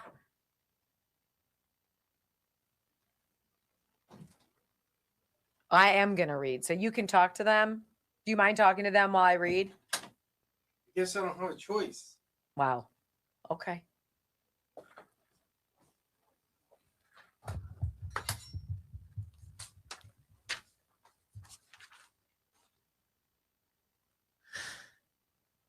I will remind you that there will be a pet show tomorrow, 10 a.m. Dr. Mike. There will not be one the week after. He's traveling. And in September, we're going to have a couple weeks in a row that we're not here. So if you want to check out the pet show, and I hope you do, it's the cheapest vet visit you'll ever have. Just costs you nothing. Hopefully you donate a Rumble to the show. But you can ask your question here in Rumble, which is preferred, or you can email me at wbrbrock@gmail.com. Just put pet question, Dr. Mike question, and then someone sent a lot of marriage jokes.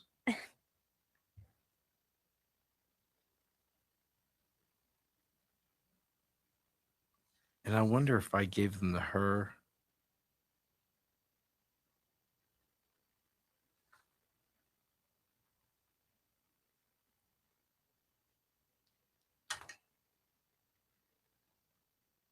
There's this one joke I like. It's funny. I'll have to make sure I get to it. I think this is an old joke, so I'll read it. I think we've had this before. I have a couple really good ones. An old man calls his son and says, listen, your mom and I are getting divorced. 45 years of misery is enough. Dad, what are you talking about? The son screams. We can't stand the sight of each other any longer. He says, I'm sick of her face. I'm sick of her talking about this. So call your sister and tell her, and hangs up. Now the son is worried. He calls his sister. She says, like hell, you're getting divorced. She calls their father immediately. You're not getting divorced. Don't do anything. Two of us are flying home to talk about this. Until then, It's a hell of a way to get people home for you. Don't call a lawyer. Don't file a paper. Way to ruin it. Do you hear me? She hangs up the phone. The old man turns to his wife and says, okay, they're both coming for Christmas and paying their own airfare. That's a good one. But you ruined it. I know. So what? But you ruined it. You guys will like my first joke. It's funny. Oh, so you did proofread yours. No, it's just see it right here. Oh. How many times have I gotten one that's like, thank God it's Friday. That's like completely gobbledygook. Right? 100%.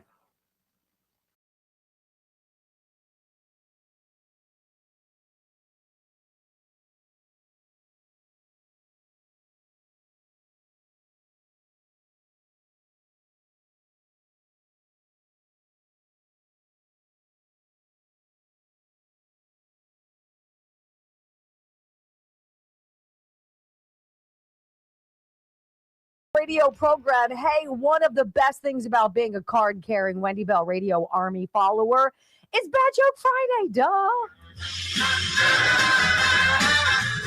Ladies and gentlemen, I just flew in from New York, and boy, my arm's tired. I'm joking, of course. Anywho, welcome to the Comedy Club. Won't you give it up to Wendy and Brock for Bad Joke Friday? All right, let's start right out of the gates. Our first joke by Dr. Richard Rafferty from the Disc Institute of Pittsburgh. A slick politician in a $5,000 suit is out on the campaign trail. He's making his scheduled stops in small towns and giving speeches to the crowds. He rolls into a dirt poor town with a long line of shiny SUVs. It's a very large crowd of people. Politician shouted, "My people, you have suffered long enough. I am here to give you 2 wishes. Don't worry about the cost.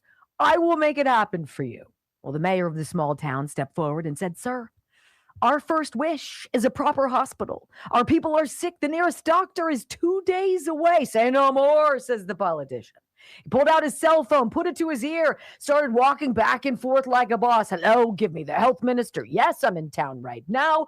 I want a hospital built here by Friday. I want the best doctors, the fanciest medical equipment. Spare no expense. Just do it." He hangs up, wipes the sweat from his face, and smiles proudly.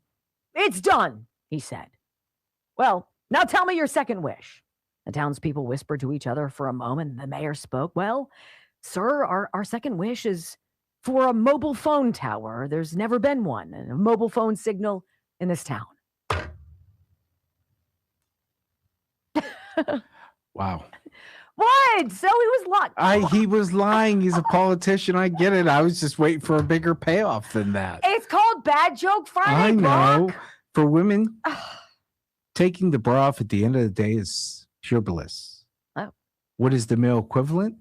Shockingly, it's also taking off a woman's bra at the end of the day. Yesterday evening, That's a solid one. Oh, God. Yesterday evening, a truck carrying 8,000 pounds of Vicks Vapo Rub jackknifed and overturned. There was no congestion the entire night. I know. You saw it coming. Why did the zombies get divorced? Why? Their marriage was dead.